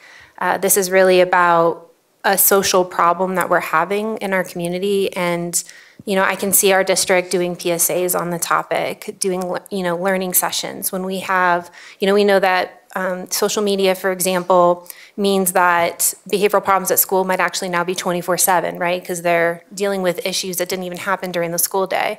And thinking through, like, okay, when we're meeting with those parents, are we having conversations with them about those resources to be able to check their students' devices, right? So it's not telling a parent how to manage their student, but giving them the tools that they need to make those decisions for themselves. So I see a lot of like solutions that can come from this type of thinking, so thank you for that. When I first looked at the presentation, I did come in with an assumption that we were leaning towards a full ban. But then after listening to you today, I was like, okay, because I was going to have a lot of questions about what that engagement was going to look like and feedback process. I'm like, well, let's hear from everybody, because the graphs, if that's the case, the graphs aren't strong enough. And then what was I going to get into? It would be nice when we do hear the policy. The first time you guys present the policy, I'm sure we're going to be making decisions based off of current practices in the district and things that we have figured out. It would be nice to hear from those principals about what that looks like for their school communities that are implementing policies in that way, just to kind of hear that in real time from middle and high school principals. I guess maybe elementary, since we're saying it's a earlier problem now too. And then the last question that I had was really about the data and the source of the data for the questions. So the question on the ban, the open-ended question, what specific survey did this come from? This came from the strategic plan survey. There was one question, question 12, that again was open-ended. And so as those questions came in, our strategic plan partners looked at it, eyeballed it, AI'd it, and so did I. Yeah. Okay. So do we have this raw data then? We do. Okay. We do. Because I know that I've asked for the raw data from the strategic plan survey, so I'm going to make the request again to get the raw data since we have it now. Okay. Okay. The presentation and all the work you guys are doing and how thoughtful you're being in this process. Thank you. Thank you. Thanks, everybody. Great presentation. Yeah. Thank you, Dr. Smith. All right. All right, we're going to go ahead and move into our policy governance section of the agenda, where our first topic will be the approval of student survey participation, opt-in, opt-out, and use for a 5-minute presentation, and then a 15-minute discussion.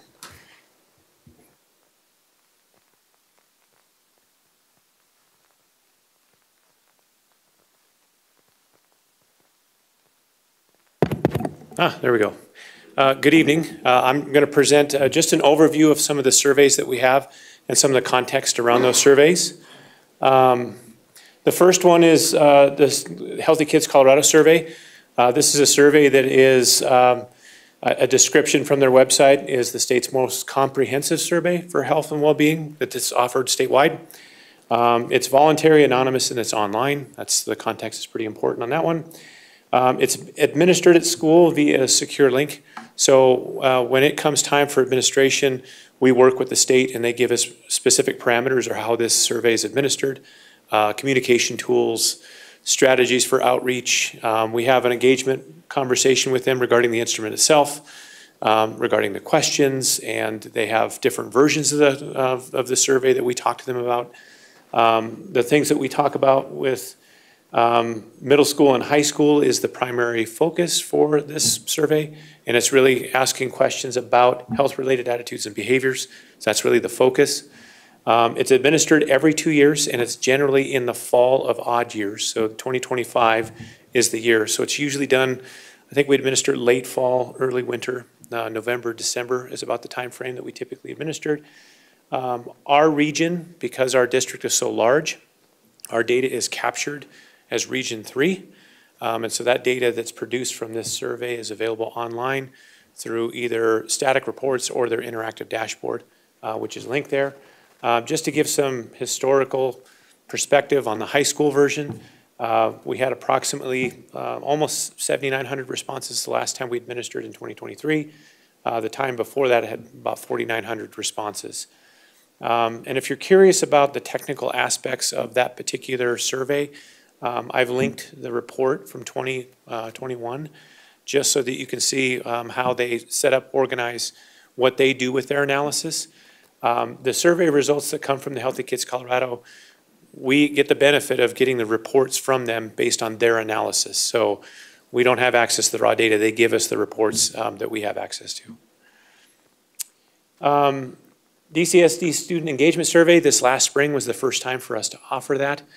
This represents one of the only other surveys that we administer large scale for students.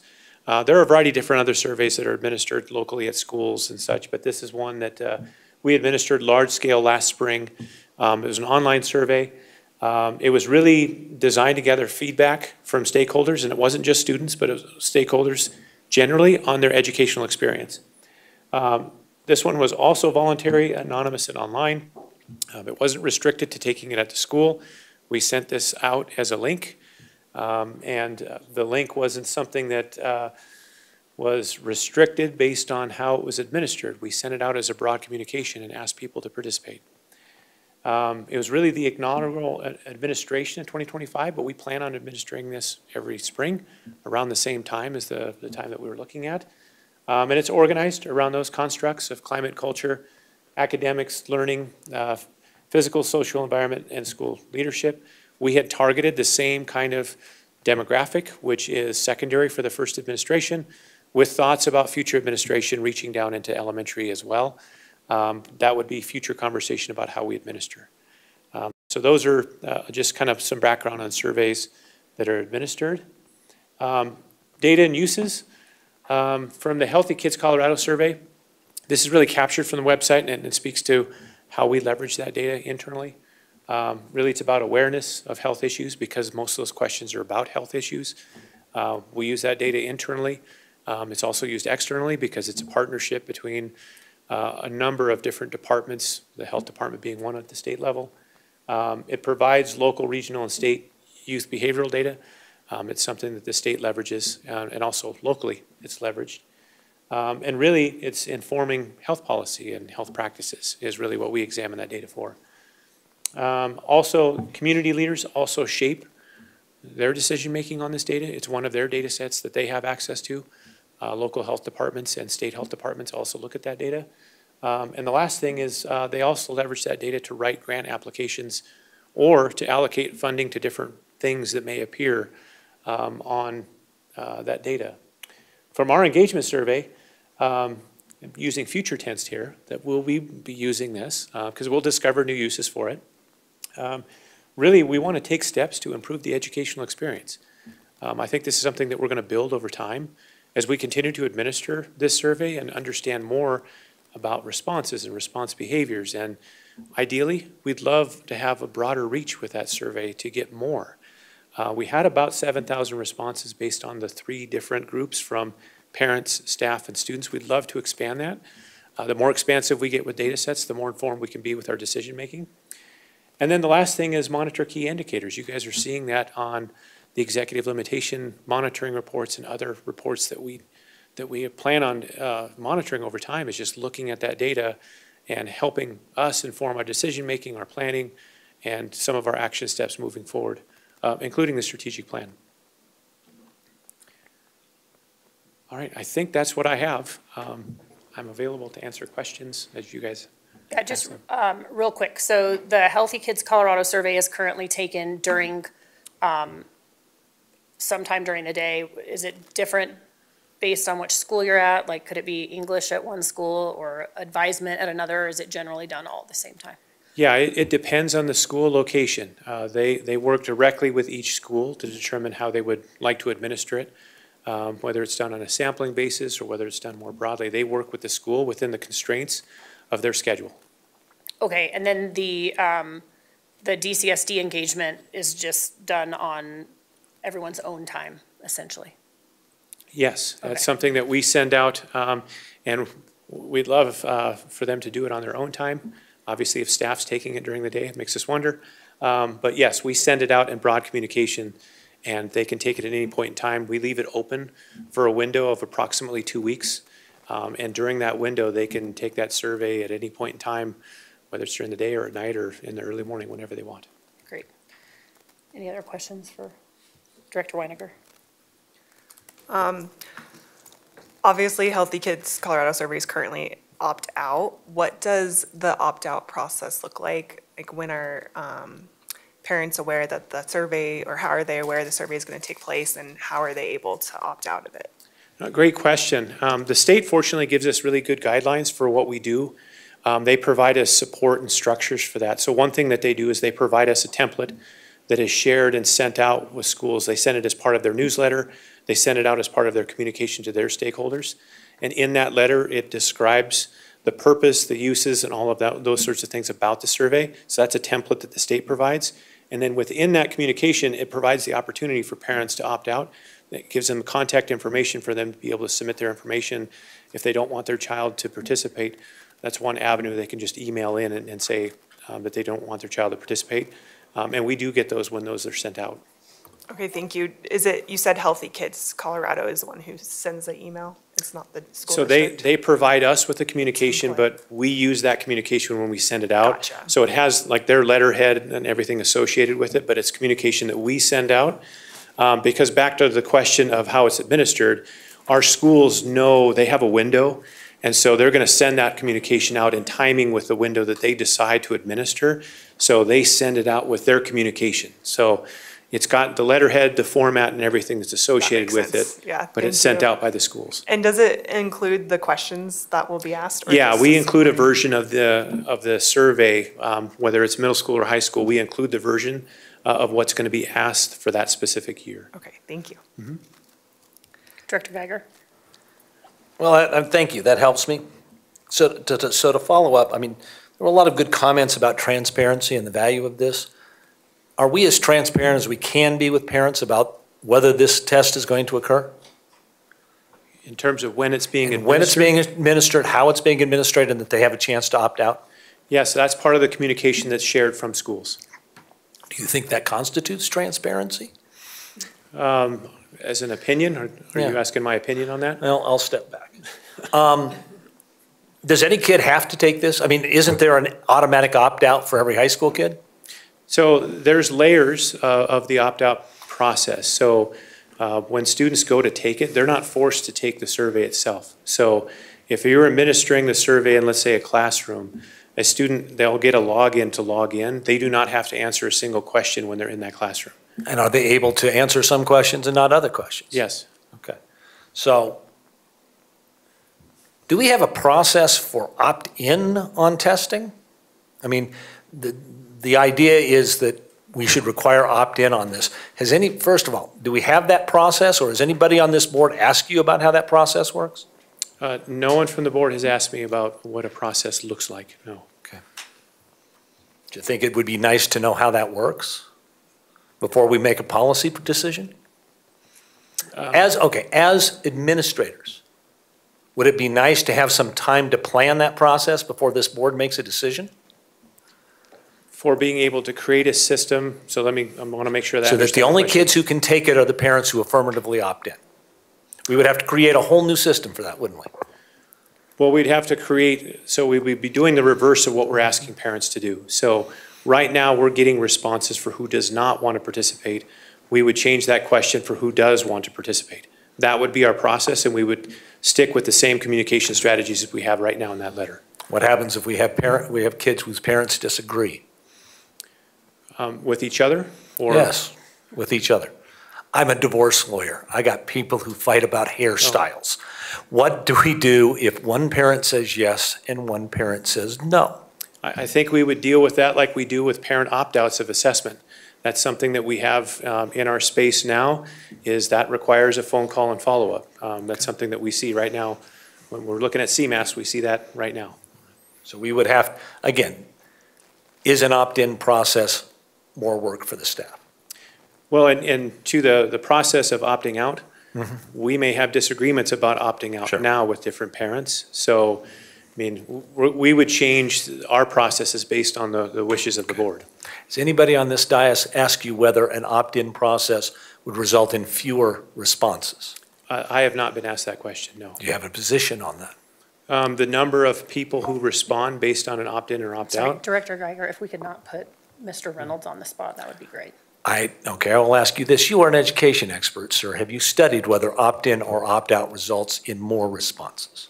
Not in terms of a survey like this. I've looked at opt-ins and opt-outs on the academic side of things, but not on a survey like this. What happens on the academic side? In terms of, it's not a fair comparison because we went from testing required by all to having an opt-out procedure. So there was no opt-in procedure. We were doing it all, and then it was versus an opt-out procedure. And that obviously resulted in fewer results. Yes. Okay. And you've told me that fewer results always bring some uncertainty to the data. Specifically in learning, yes. Okay. Thank you. Any other questions for Mr. Reynolds? Director Thompson. All right, thank you for presenting. So I know you mentioned there are multiple layers of consent. So is there an assent that the students do at the very beginning of the survey? When they're starting the survey, they don't fill out a card or anything. They don't have to fill anything out. If they do not want to participate, they don't have to participate at all. Okay. Is there language at the beginning of the survey that lets them know that the survey is optional? Yes. Okay. And then is there any processes in the classroom where we let the students know that it's optional? Yeah, it's part of the administration directions. Okay. Thank you for that. And then, yeah, I was just thinking through some of the public comment earlier today, so letting people understand that students do have rights when it comes to taking any survey. And then most of my questions are actually just for our conversation, but I wanted to make sure I was clear about the intent of the agenda item for tonight. Yeah, I was going to get to that as soon as everyone had their chance to. Okay. Anybody else have questions for? That's it for me. Mr. Reynolds specifically? Okay. Oh, I'm sorry, yes, Director Moore. Mr. Reynolds, I'm sorry, I didn't sort of popping on this last second. When student starts the survey, before it gets to the actual survey questions itself, what type of demographic questions are asked to figure out how it's going to categorize things later? And I may be calling in for support on this one. There are some general demographic questions that you would expect in any survey, which, race, ethnicity, gender, that kind of thing. Beyond that, there's not a whole lot. You can see age, the demographic. That kind of stuff, there's demographics that you can see on the dashboard. Any filter that you see on the dashboard is a question that's a demographic field that they're completing. Fair enough. And I would just add that also the student has the ability to make the determination on what demographic they answer. Yes. So they are not required to answer the demographic elements of the survey. They don't have to. And that's all self-report. Nobody goes back and double checks, right? No, it's an anonymous survey, so we would have nothing to check against. Okay, thank you.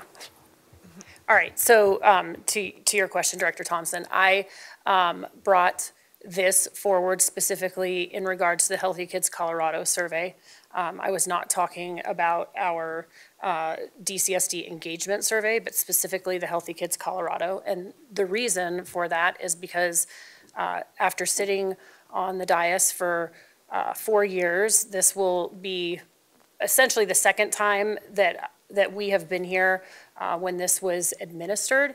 And also, I saw the effects after we were elected in 21 and received emails after we were newly sworn in, and the disappointment from both parents and students. I was hopeful that we would create our own survey within the district where we could ask questions,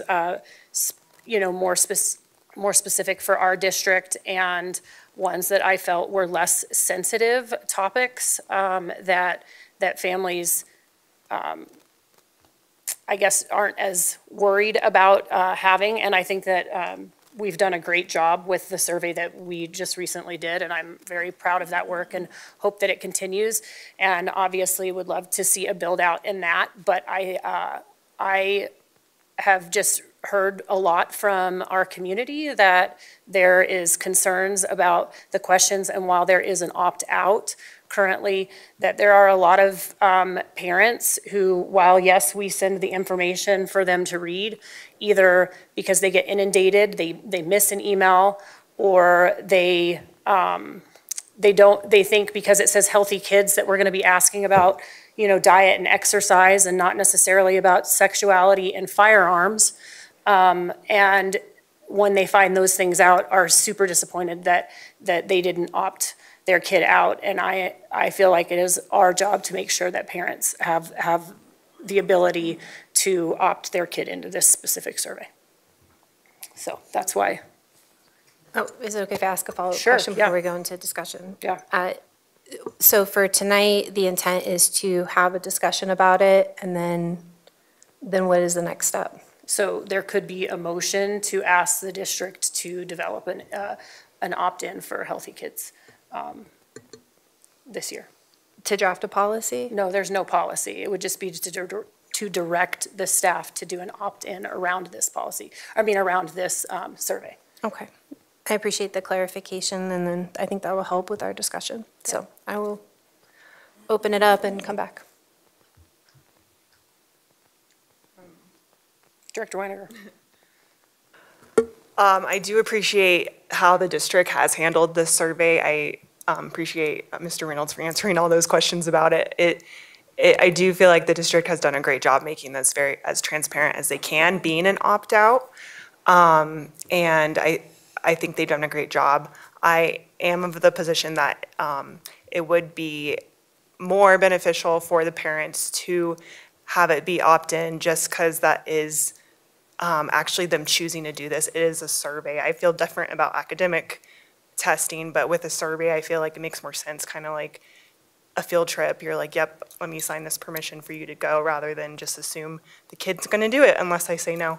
So me personally, I think this is what is best for our students and our parents, and we'll still have the survey, we'll still get the data, because I do think this is great data and it is used well.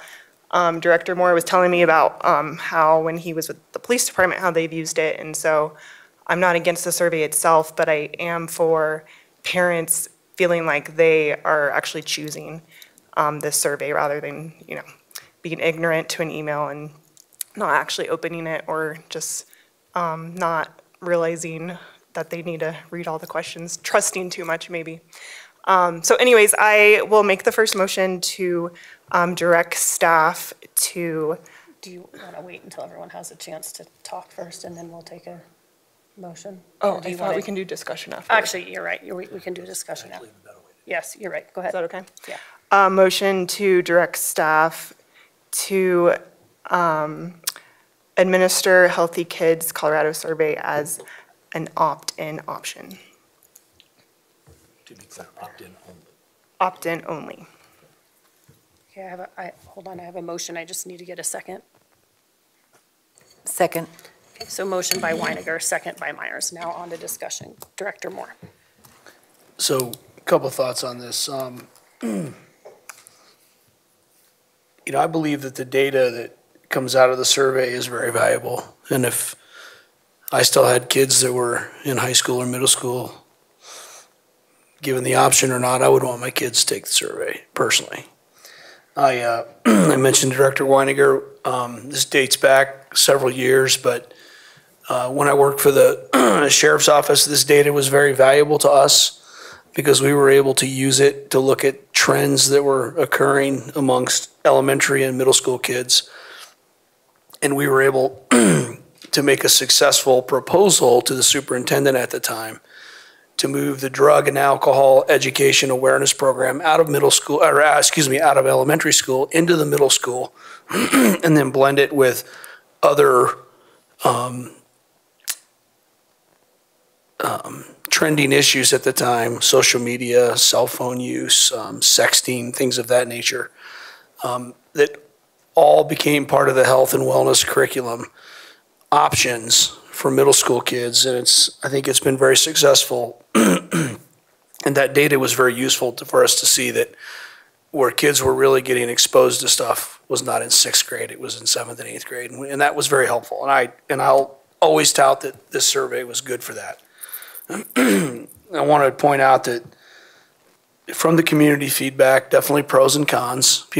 Some people like the way it's being done, other people would like to see it done different. I sense that there's some confusion amongst some folks about what age groups kids are asked certain questions and which ones aren't. Some of the emails we got. If you go back and look at the 2023 questions, assuming the 2025 questions are going to be similar, right, since they're comparing year to year or 2 years to 2 years, I assume most of the questions are going to be very similar. There are some assumptions and misinterpretations of what the survey may or may not say. However, I do believe that what we're hearing from the people that have reached out to us, and again, we've heard both sides on this, but there is a stronger push than I've ever seen before about people who would like to have this be a parent choice versus a student choice. And it's hard for me to not support the parents' right to decide.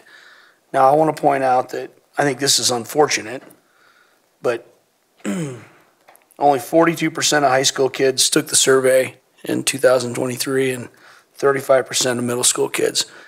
Not a lot of kids took it to begin with. And I think that's unfortunate because, again, I think it's important. And if my kids were involved, I'd want them to take a survey. I also want to point out that it appears to me, and Mr. Reynolds, if I'm wrong, the data that's calculated that comes back to us is total state data together, not just Douglas County survey data, correct? Thank you for the question. We actually get both. Okay. We get a statewide snapshot as a comparable, but we also, Region 3 represents Douglas County. Okay.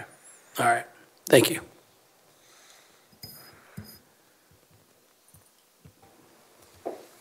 Director Geiger. It's already clear where we're going with this, but I do feel like I need to express some concerns. First of all, I have never received more emails on a subject that were less informed. Literally had somebody tell me, describe this as a mental health assessment. They think we're spying on their family. 4 or 5 of the emails we got think that we're using this to diagnose the people who take the tests.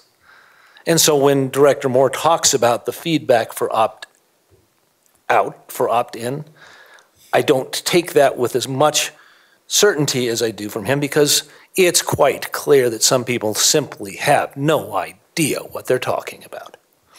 And so when I get what are clearly the results of scare emails, I don't tend to take those as seriously as others. That's not to say that there were not good comments in favor of opt-in. There were also good comments in favor of opt-out process. I take offense at those who claim that opt-out somehow lacks transparency. We send information to parents. We give them the opportunity. Every parent that cares has the opportunity to opt out. So this idea that we're going around parents, that we're lying to them, that we're not being transparent is an outright, flat out lie. And it's a lie that's being told to scare people. We're told that opt-in is the only way to get accurate responses. I'm not convinced of that. I certainly wasn't presented any evidence that says that. What I was presented, of course, were a lot of very partisan political positions, but from a lot of our standard party partisan political commenters.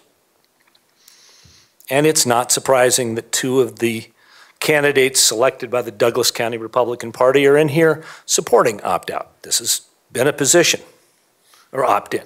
This has been a position of that party for some time. I will tell you, I have been on the board now for 2 years. I have yet to get an email from a parent who didn't understand opt-out. I've yet to get any information from anybody who says, oh, I can't figure out how to opt my kid out. Not one of those. Of the maybe a dozen emails we got, had any evidence that says that. I wrote back to one of them, said, oh, I'm sorry, did you have trouble with opt-out? And his response was, oh, well, of course, this didn't happen while my kid was in the district. So from my point of view, this was put on right before the election for some other clear reasons. This is like putting John Adams Academy on the agenda. This is like putting the Board of County Commissioners on the agenda. A group of people who politically agree with the president got on the agenda. That's the way it works. You got 4 votes. You get to do that. But I know I have to presume good faith. I don't have to ignore the evidence of my own eyes. Too often, our agenda is used for purely political purposes. I think the evidence, the information we get on the Healthy Kids Survey is valuable. And I think that reducing any of that will harm us and will prevent us from having good data. I understand that for many people on this board, bullying is not a primary issue. I have raised many times that Healthy Kids says that our black kids are bullied more, that our trans kids are bullied more, that our gay kids are bullied more. And I think there are people in this district who would rather just not hear that subject. But I will focus on the one that a lot of people brought up, is they're very offended that we ask about whether our children have been sexually assaulted. That was a theme throughout the opponents. How dare we ask that? In 2023, 14% of our girls reported that they had been involved in a non-consensual sexual contact. I think knowing that's important. Now, there are 3 ways to deal with that information. One is for us as a district to say, can we help with that? Can we play a role? One is the one that this board has chosen, consistency, as is not our problem. And the third, and the one we're deciding today, is that's not information we even want to hear about. And I don't think that's the best way to govern a state. I had a chance to talk to somebody from CDE this week because, silly me, I went and got more information. Sometimes that's valuable. She told me about how they use that on a regular basis, about how that information can help schools and districts get grants, how that information helps shape from 7 district state agencies, helps shape policy, helps shape information, helps shape legislation. And it is frustrating to me that because of vibes, we're just going to opt out. This will inherently reduce the amount of information. If a kid or a parent is uncomfortable, there is every opportunity for them not to answer those questions. I am fascinated by the idea that the only time an 11th grader has ever heard about gender identity or sex only comes from the Healthy Kids Survey. Fascinated that we have a commenter who thinks the Healthy Kids Survey is turning kids trans. That's the comments that you're crediting, Director Moore, and I don't agree. I'm going to be as honest as I can about that. I want the best information. If you don't like how we're explaining the opt-out to parents, I am fine with more information. I am fine with checking them out. I am fine with more communications. What I'm not fine with is a consistent decision by members of this board to not base their decisions on evidence, but on vibes and what they don't want to hear. And so I don't agree with this policy. I don't agree that the best way to do it is to announce it on a Friday and vote on it on a Tuesday, without even a written policy, without even a motion. This was sprung on the public, although clearly not sprung on the candidates. And that bothers me. I think this is the kind of thing we discuss over time and with decisions and with more information about whether opt-out or opt-in gets us better information. I think there's a lot more that we could do here. I think this is premature, but it's going to be done. And for 2025, we're going to get less information about our kids than we should, and I will admit to a frustration about that. So I also want to be clear that I have completely advocated that we continue to build out our personal survey that the district does around. I'm fine with some of the drug and alcohol questions, the bullying questions. All of those things are completely legitimate, and we should do those things, but they don't contain sensitive information that parents are uncomfortable with. So that's my position. Director Myers. I think we can all probably say from the dais up here that we've been affected by emails and public comment throughout my 4 years, your 2 years. But I was definitely affected by a public comment tonight that I thought that maybe Douglas County had neglected to involve a parent in some decision-making with a child tonight, with a student, at one time a student. And I think that we do need to remember that our schools, they exist to serve our families and not to replace them. So when we have districts or state policies or surveys that maybe seem deceptive, then that's in regard to our children's educational experience, they violate both the legal foundations and trusts that education makes possible. So our parent voice is critical to our students. No one knows kids more than their parents. I just watched a program this weekend on, I can't even remember what it was, but it talked about this very thing, parental choice. And across the nation, 70% of parents want to make choices for their kids. And so I think what we had heard throughout 21, 23, and hopefully not 25, is that they felt that the kids, they were even coming home and expressing questions that they were uncomfortable with on the survey.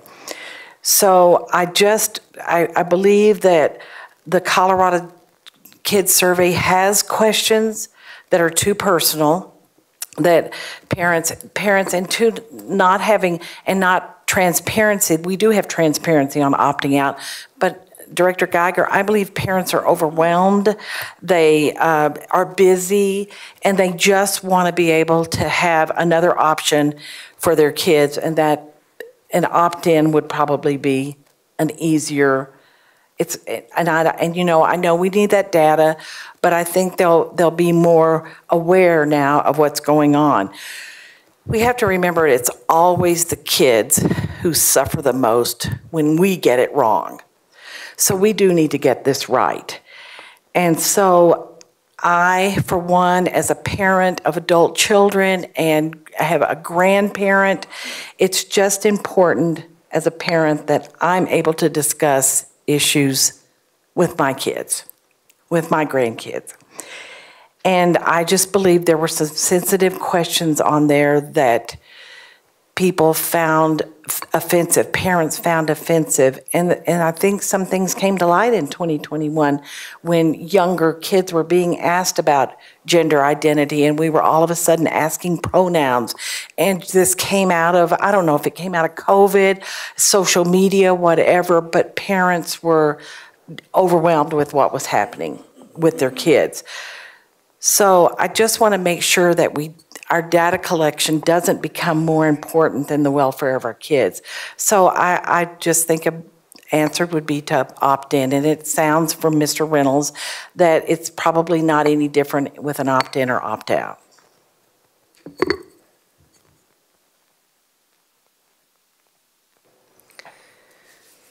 Okay.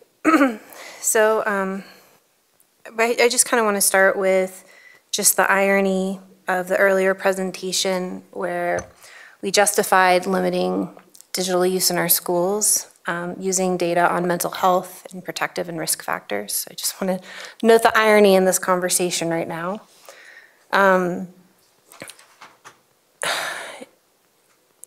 So what I'm struggling with right now, and I think it's a little bit of what Dr. Moore was getting at, was I understand firsthand the implications of what opt-in will do to this data.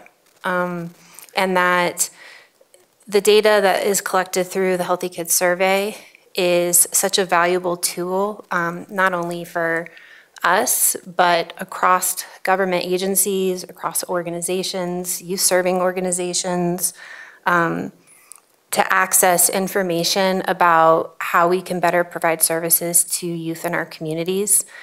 Data sharing is very, very difficult. And this is an amazing resource that everyone has access to make solid decisions. And I know firsthand the implications because I work in youth violence prevention, and when Kansas went opt-in, we lost the data. Like, it just doesn't exist anymore. We can't look at the very things that we're addressing, which are risk and protective factors. And if we can move the needle, and if we're moving the needle based off of trends within the greater community and state, because we can't compare it because there's not enough data there. So it's hard to think about this decision and the implications behind it. If you look at the Healthy Colorado Survey dashboard at like Colorado Springs, for example, that are opt-in, they have a map where it shows different colors for the different regions depending on how many students or how many people are responding to the survey, and it's white. The data just doesn't exist for Colorado Springs anymore. And so that, like, it'll just be gone. And so I'm wrestling with that right now. But I'm also listening. I'm also listening to the concerns that we're hearing. And in my opinion, I think that if we make a decision tonight, it's kind of against what we're all, I think, care a lot about, which is actually having parent input on this decision and community input on this decision. I would feel better if we opened up the floor to actually ask for input about opt-in or opt-out for this survey from our parents. I know a lot of the emails we got, there's only a couple parents that actually emailed with students currently in the district. So I think that to make a decision when we know the implications are so great, that we should follow our typical process, which is introduce the topic, have a conversation, allow opportunity to hear from our community, hear from our families, hear from our students, and then move forward with a decision. I also think it would be helpful to know what an opt-in process would look like in our district, what kind of lift we're asking of staff to switch to that method. It could be a light lift, it could be complicated, I'm not sure. But I would like to know what that would look like in practice before we take a vote on it. Additionally, I also wonder, is there a compromise or a solution that we just haven't figured out yet? So one of the concerns that I keep hearing is, parents are very busy, and we are busy. I mean, I'm very active within my kids' school, and I still sometimes miss a newsletter, or I'll miss a communication from a teacher. It does happen. But maybe there's a compromise to the opt-out process. And, one of the ideas that came to mind for me, I don't know if it's even practical or not, but when we enroll our kids, every year we have to fill out that, the open enrollment, not the open enrollment, but I forget what it's called. It's the express check-in. Adding this to express check-in, there's another, I get asked about other permissions, about photo use for news, things like that. And I feel like that's a source that every parent's gonna see because you're doing the check-in process. So is there a compromise we can come to that is reflective of, what parents want for their kids, and also protects a really important data source for not only our community, but for the state as well? Yeah, and I think that's totally possible for years after this year, but we've already kind of missed that deadline to be able to do that. But I would absolutely be open to that being added, I guess, for the 2027. But this year, we're just talking about the 25 Healthy Kids Colorado survey, so. And then, so for this year, you know, again, maybe the solution could be that we increase communication about the options to opt out, and then look at a process for next year. That's a compromise. So Yeah, that's I mean, I have a 10-year-old daughter, and we talk about age-appropriate information all the time. And my daughter had to have a permission slip signed so she could watch PG movies. She's 10. So that's movies like Frozen that she's seen 20,000 times, right?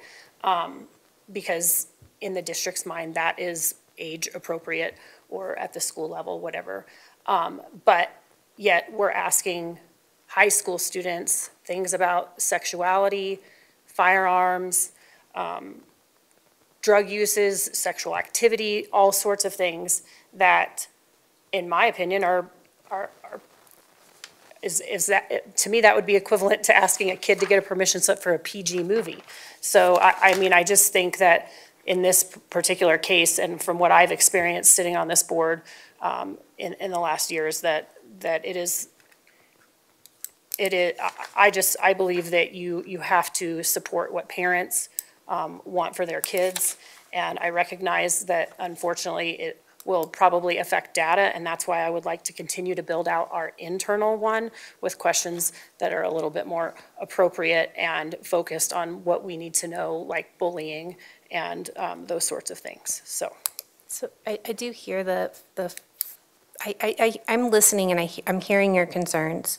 I'm trying to remember, I thought I had it written down, but I remember at statewide, there's a question in there about firearms, and it's 30-some% of students state that they can access, load, and shoot a firearm within an hour without an adult giving them permission. That is a terrifying statistic that we wouldn't have without this survey, and it helps inform practice and security at our schools to know that information. So I understand the concerns, but the reality is that while one student, it may be a non-issue for, there are many students that it is an issue. And we need to know that it's an issue. And those are realities in our community to keep our kids safe. Director Moore. A couple things. I appreciate everybody's comments.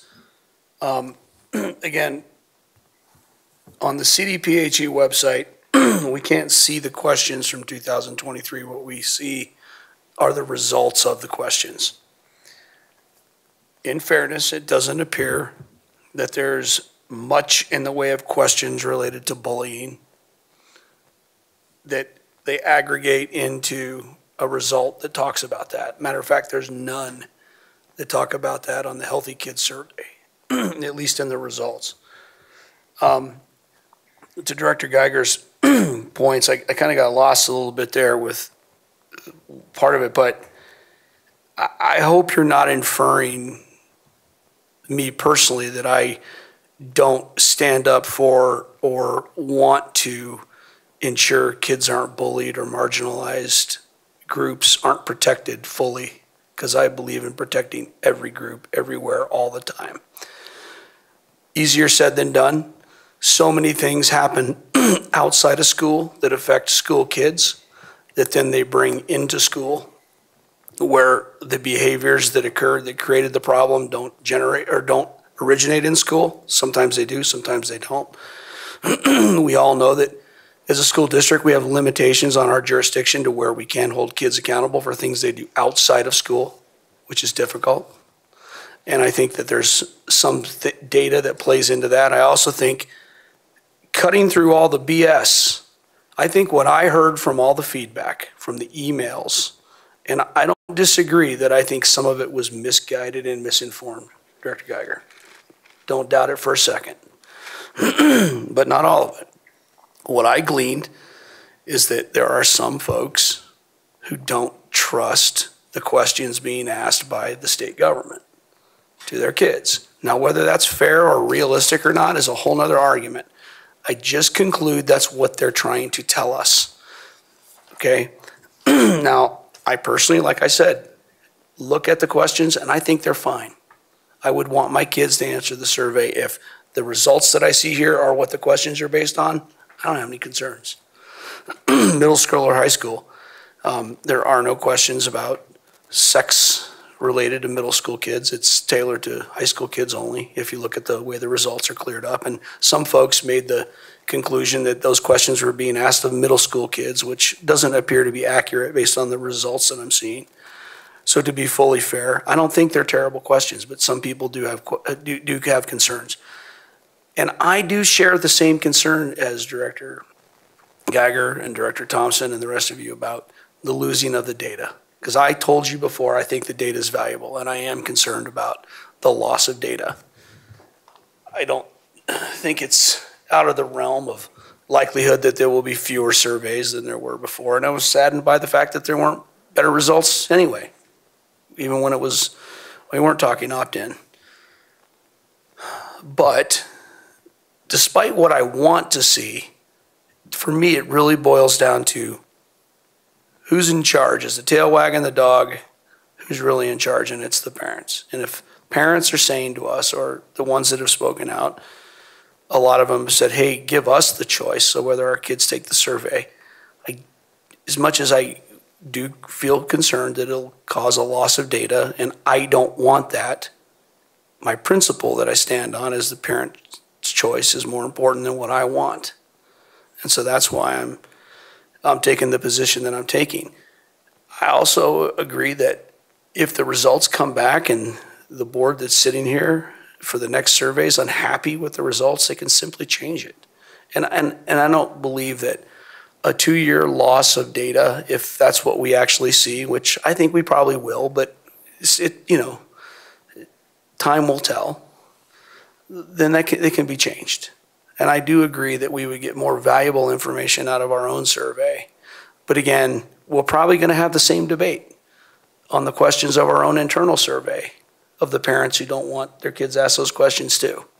So to your point, Director Williams, we should just be prepared that leaning towards, well, if we just do our own survey, we'll be happy with it and people will trust it more. Maybe they will, but I think there'll be a fair amount that will question it as well. And so we have to just be prepared for that. But I just think it comes down to parent choice. And I hate the fact that there are parents who don't trust, but there are. It's the world we live in. And to ignore and not listen and hear that they're saying, hey, give us the choice on what our kids get asked. I mean, I wish that weren't the case, but that's what they want. And I think they matter more. Director Thompson. Thank you, Director Moore. So I think we're in agreement with parent choice.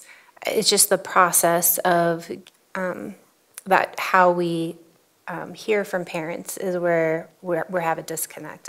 That's what I feel is happening right now.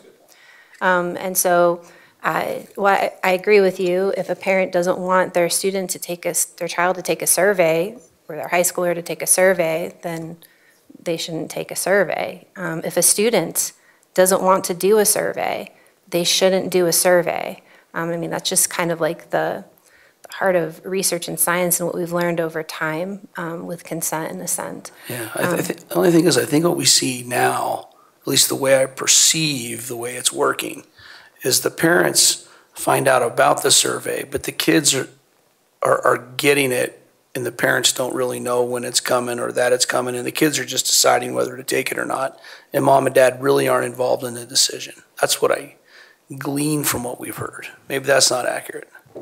So, I mean, Matt explained to us that the notification to parents go out during the time window that the survey is actually implemented within the school, so it's timely for parents to have an opportunity to opt out. And so again, I think we have just a disconnect on the process, which I do think we could work through, and I would prefer to follow a different process than just make a decision tonight and that has major implications, because the implications are really big. This is more than just a 2-year gap. We only take the survey every 2 years. So I mean, like, Then if it happens again in a couple of years, we're going to have a 4-year gap where we don't know the status of things. So there's that. The other piece is, the survey, and you had mentioned bullying earlier.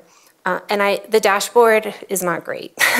It's not the most user-friendly resource. I prefer actually downloading the data and then doing my own filters and working through it. But so it is kind of confusing to go through the dashboard, but just bullying alone.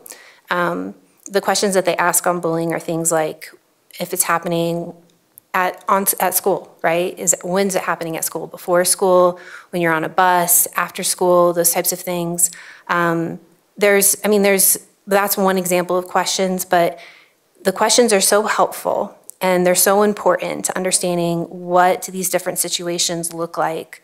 It's just really difficult to think that we won't have that because, again, I'm just kind of leaning on what it looks like, and I have the map right here. Like, if it's opt-in, you just don't exist in the data. Again, I'm going to just say I feel like we should have further conversations on this. I think we can come to a collaborative conclusion. I think we all have the same underlying values when it comes to the topic, and that is going to continue to be my plea tonight of the board. All right, so with that, I'm just going to take the vote then based on Director Weiniger's motion that was seconded by Director Myers. So do you need clarity on the motion? Go ahead, yeah, if you want to. Do you want to say what the clarity? Can I make a second move or second motion? Yeah, you can. Yeah, so I move that we postpone the vote tonight to then a future board meeting when we've had an opportunity to make a discussion and get feedback from the community and hear the implications of the procedural changes from staff. I second that. Okay, motion by Thompson, second by Geiger. So we will take that vote first. So Geiger, no, actually, Council Klemesh, which one do we take first? Okay, we can hold. You have to address the first motion first.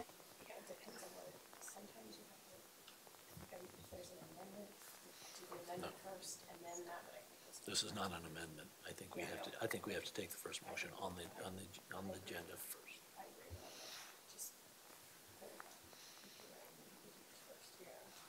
Yeah.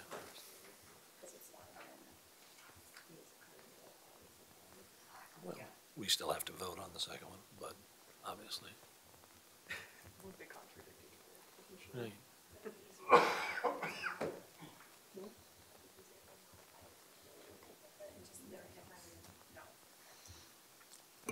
I am happy to take input from anyone on the board who knows Robert's rules with respect to the secondary motion versus the first. But and I'm happy to look it up as well, but I'd need a recess to do that. I think we were in agreement that we need to take Director Weiniger's first because it wasn't an amendment. When there's an amendment, you take the amendment first and then you go to the primary. But since this is an amendment, they're two separate motions. We'll start with the first one. I will tell you that AI agrees with you. Okay, there you go. AI says so.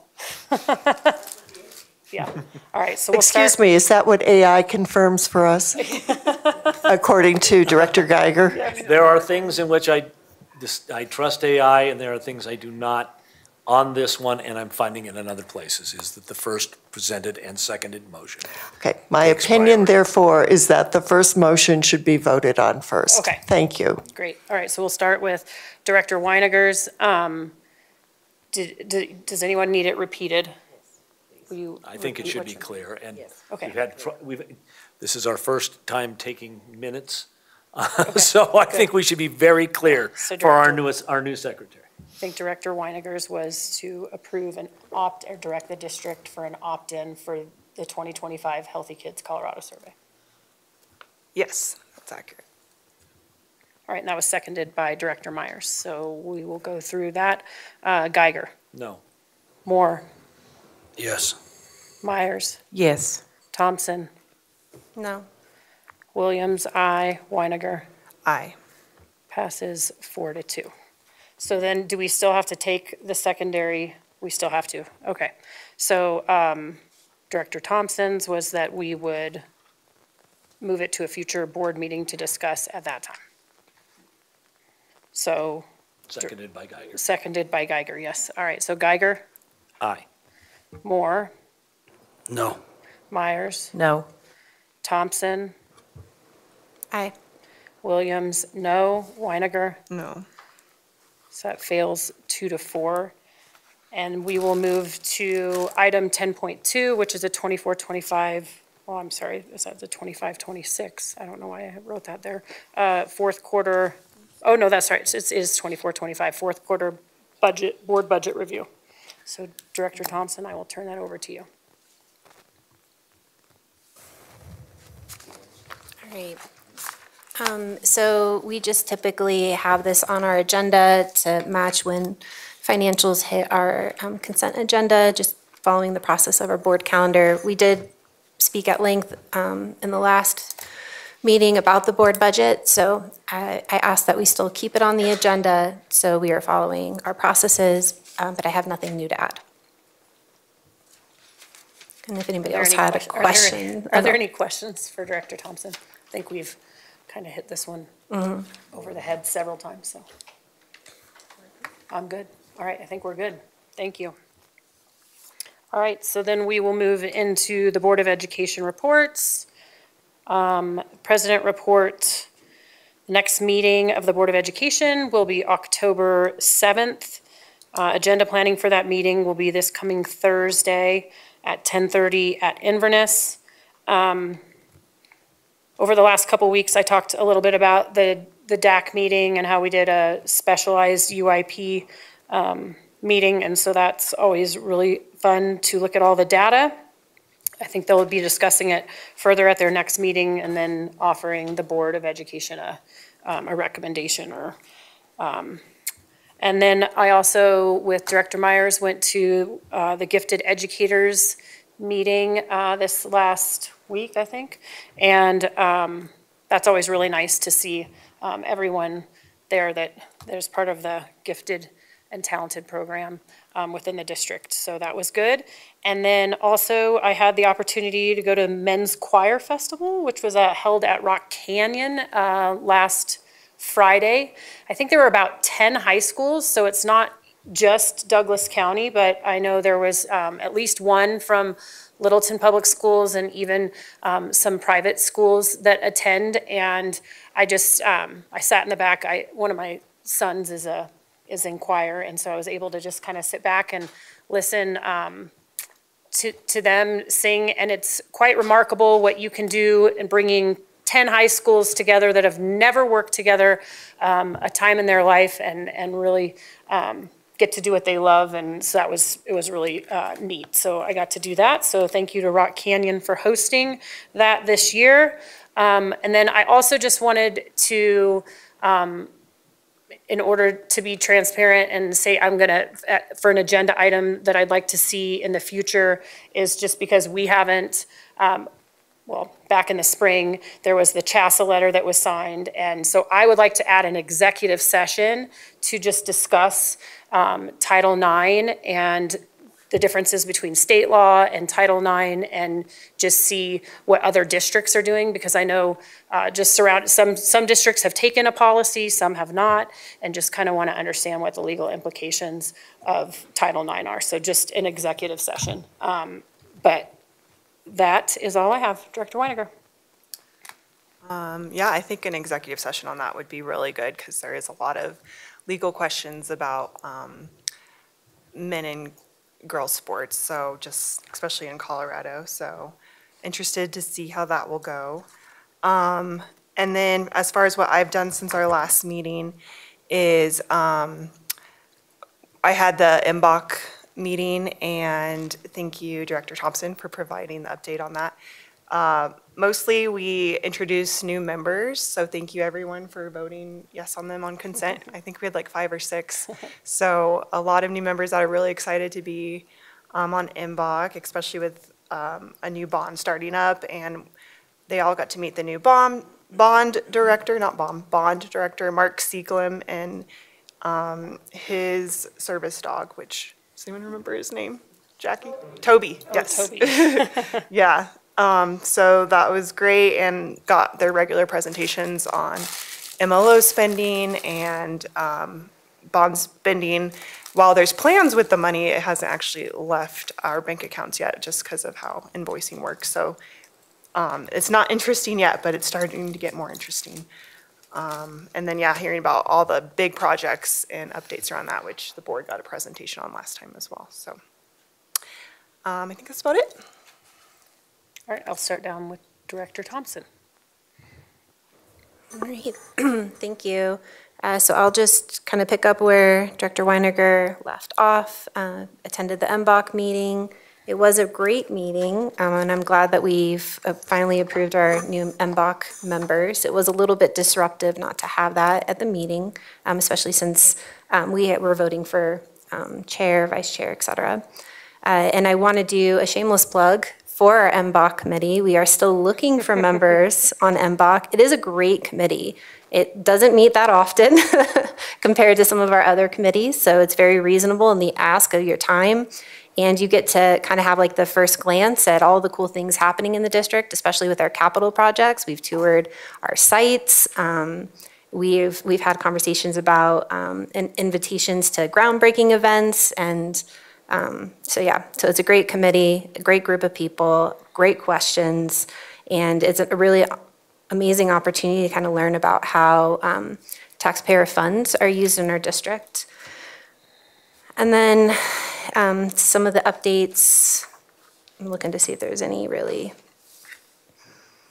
worth mentioning from my reports. No, we can keep moving on. I will say that we did have a DAC liaison there at the meeting. And so it's nice to see that our committees are working to have inter-committee liaisons. I don't know, I just made that up. So excited for it, excited for that momentum. Because it is an extra time commitment for the members that are doing that, and they're all volunteers. So additionally, I attended the safety and security meeting. It was a great meeting, a lot of exciting updates to start the year. So I really enjoyed that. We heard from our mental health team as well. So it was really insightful. I'm always happy to build out on that more. I just get nervous because I'm not sure what I'm allowed to say out loud because they're non-disclosure, but it was great. Am I allowed to do a shameless plug of a book?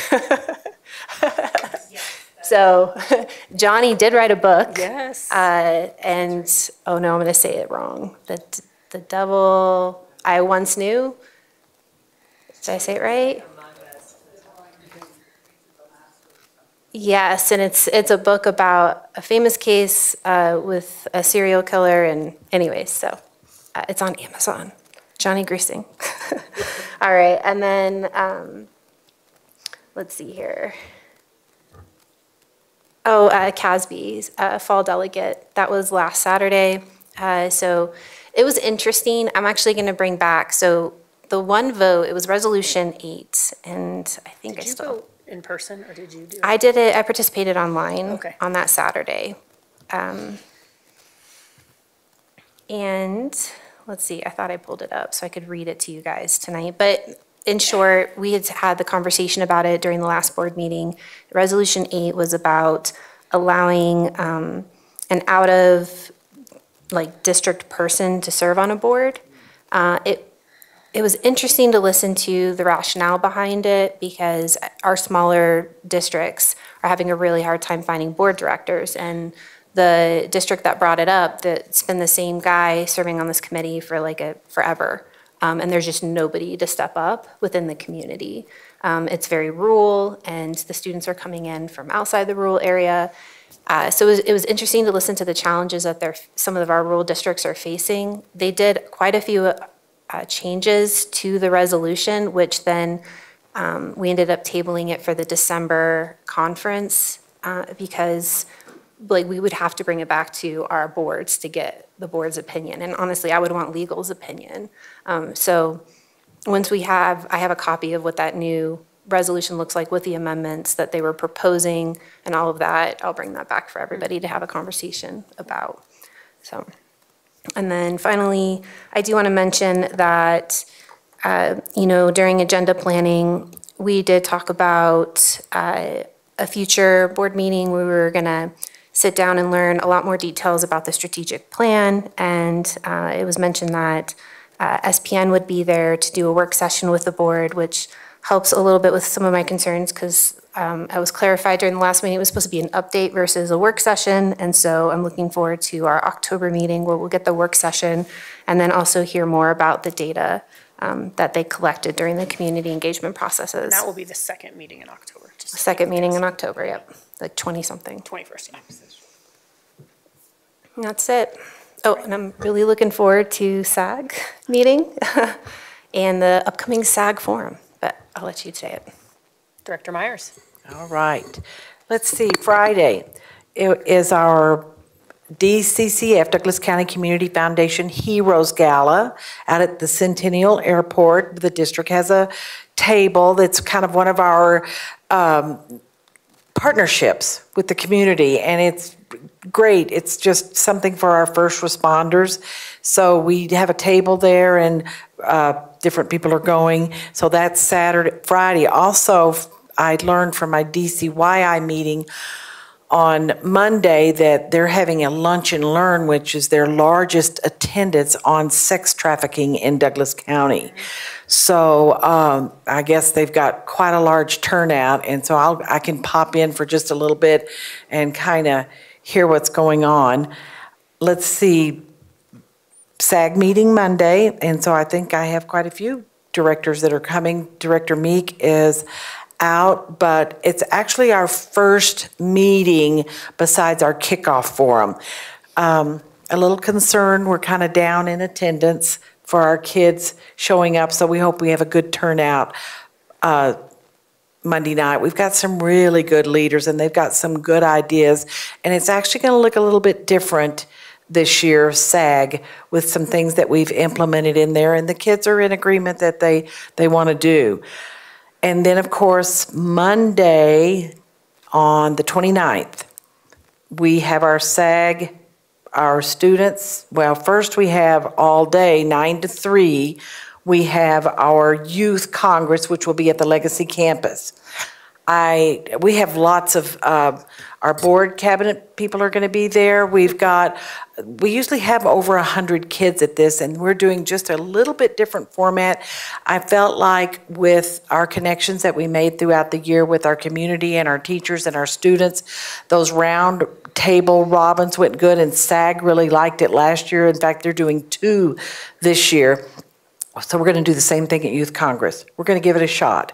We've got social emotional programs, Dr. Kelly Smith, transition from middle to high school, Canby Crab, DCSD, okay. And then you'll have elected officials like mayors, other people that will be in with these groups. We've got safety and security, peer pressure, normalizing mental health, cell phone ban, restorative practice, and vaping prevention. And so we just felt that this might be a new format for kids to open up and have voice with us a little bit more. And then that night, from 6 to 8, we have our SAG candidate forum that's run just by our students. They are student-led questions. That's also at Legacy. It's from 6 to 8. We would really like a good attendance. Mr. Blair, he's put out, we're doing principal notes, peach chart, never heard of that, weekend review, social media, standalone emails to families, and share with partner organizations. So that's also Monday that night, September the 29th. Let's see, I guess that's it.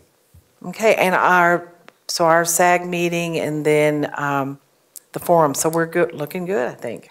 That's it. Great. Director Geiger. I attended the Long Range Planning Committee meeting last Wednesday. I did an update on that.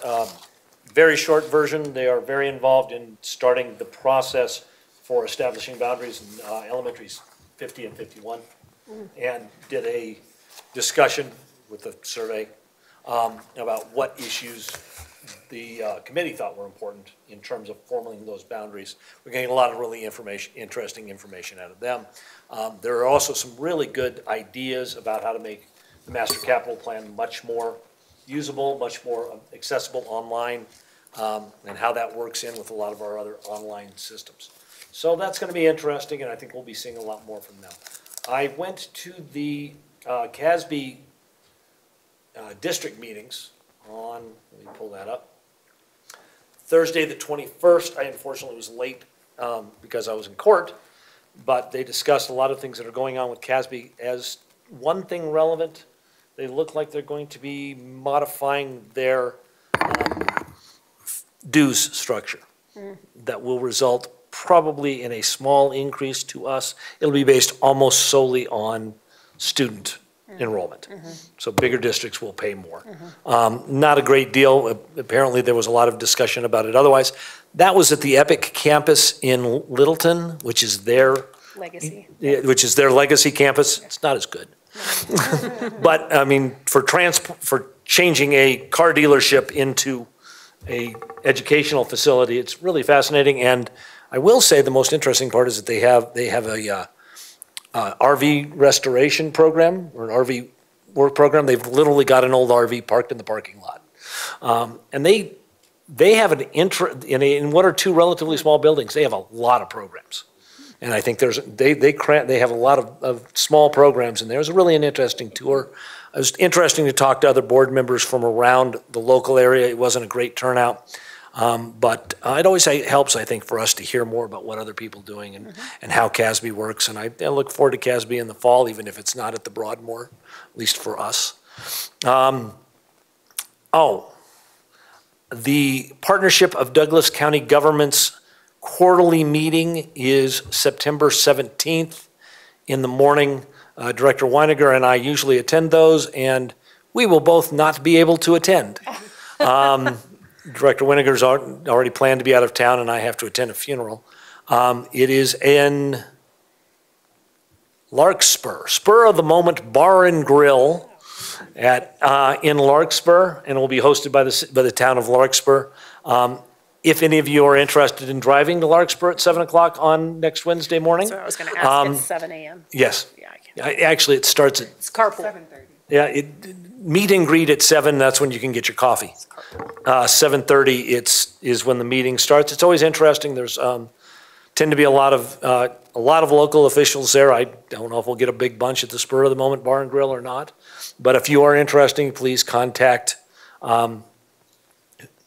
Debbie or Shauna. Shauna. Contact Shauna, and she will help you schedule that. Other than that, that is all I have to update right now. Thank you. All right, Director Moore. Thank you. Based on my work schedule and my crazy virus that I've had, I wasn't able to make LRPC or safety and security. So I want to thank Director Geiger and Director Thompson for attending those and filling in for me, at least being there, because I couldn't be there to do anything. And hopefully I can repay the favor if that becomes necessary. So I don't have a lot to report. I do want to just fill you in on one thing, just because there's a slight bit of bleed over to a project that I'm working on outside of the school district, and that is working on a project for a memorial for Kendrick Castillo. And as you guys know, Kendrick died at STEM school 2019. He was a hero. He died protecting his fellow students and the staff there. The first time in my career I can ever remember a tragedy like that where the students fought back. And because they fought back, Kendrick and a few of his fellow students were shot. Kendrick passed away, and he's my personal hero. Because he's my personal hero, I've been serving on a committee that's been working since the tragedy to figure out a way to memorialize Kendrick in the best way possible, taking into consideration his faith, his family, the way he lived his life. And so the school district dedicated robotics lab at Legacy to Kendrick, and the county renamed Lucent Boulevard to Kendrick Castillo Way. which is another big piece of the ongoing memorialization of Kendrick. The final big piece is a monument that'll be installed in Civic Center Park, or Civic Green Park in Highlands Ranch, sometime hopefully before the end of the year, I believe. A lot of work has gone into it. A lot of the logistics are already in place, but be excited to be able to tell you guys a little more about that when it gets closer to that finally being unveiled. But on a side note, I think it will be important for hopefully all groups in our community to remember what he did for our community and what he did that day, so we never forget why his name matters. And on a side note, he's being considered for sainthood because of the way he lived his life, which is interesting and very exciting. I don't know if that'll ever happen, if it'll happen, but for his family, it's pretty amazing. So he's a special person in my life and always will be. So I'm excited to tell you that memorial, that monument will be installed later this year, hopefully. Thank you. All right, so we'll move into the last bit for adjournment. So do I have a motion to adjourn? So moved. Motion by Weiniger. Second. Second by Myers. Geiger. Aye. Moore. Aye. Myers. Aye. Thompson. Aye. Williams. Aye. Weiniger. Aye. Passes 6-0. The meeting of the Board of Education is now adjourned.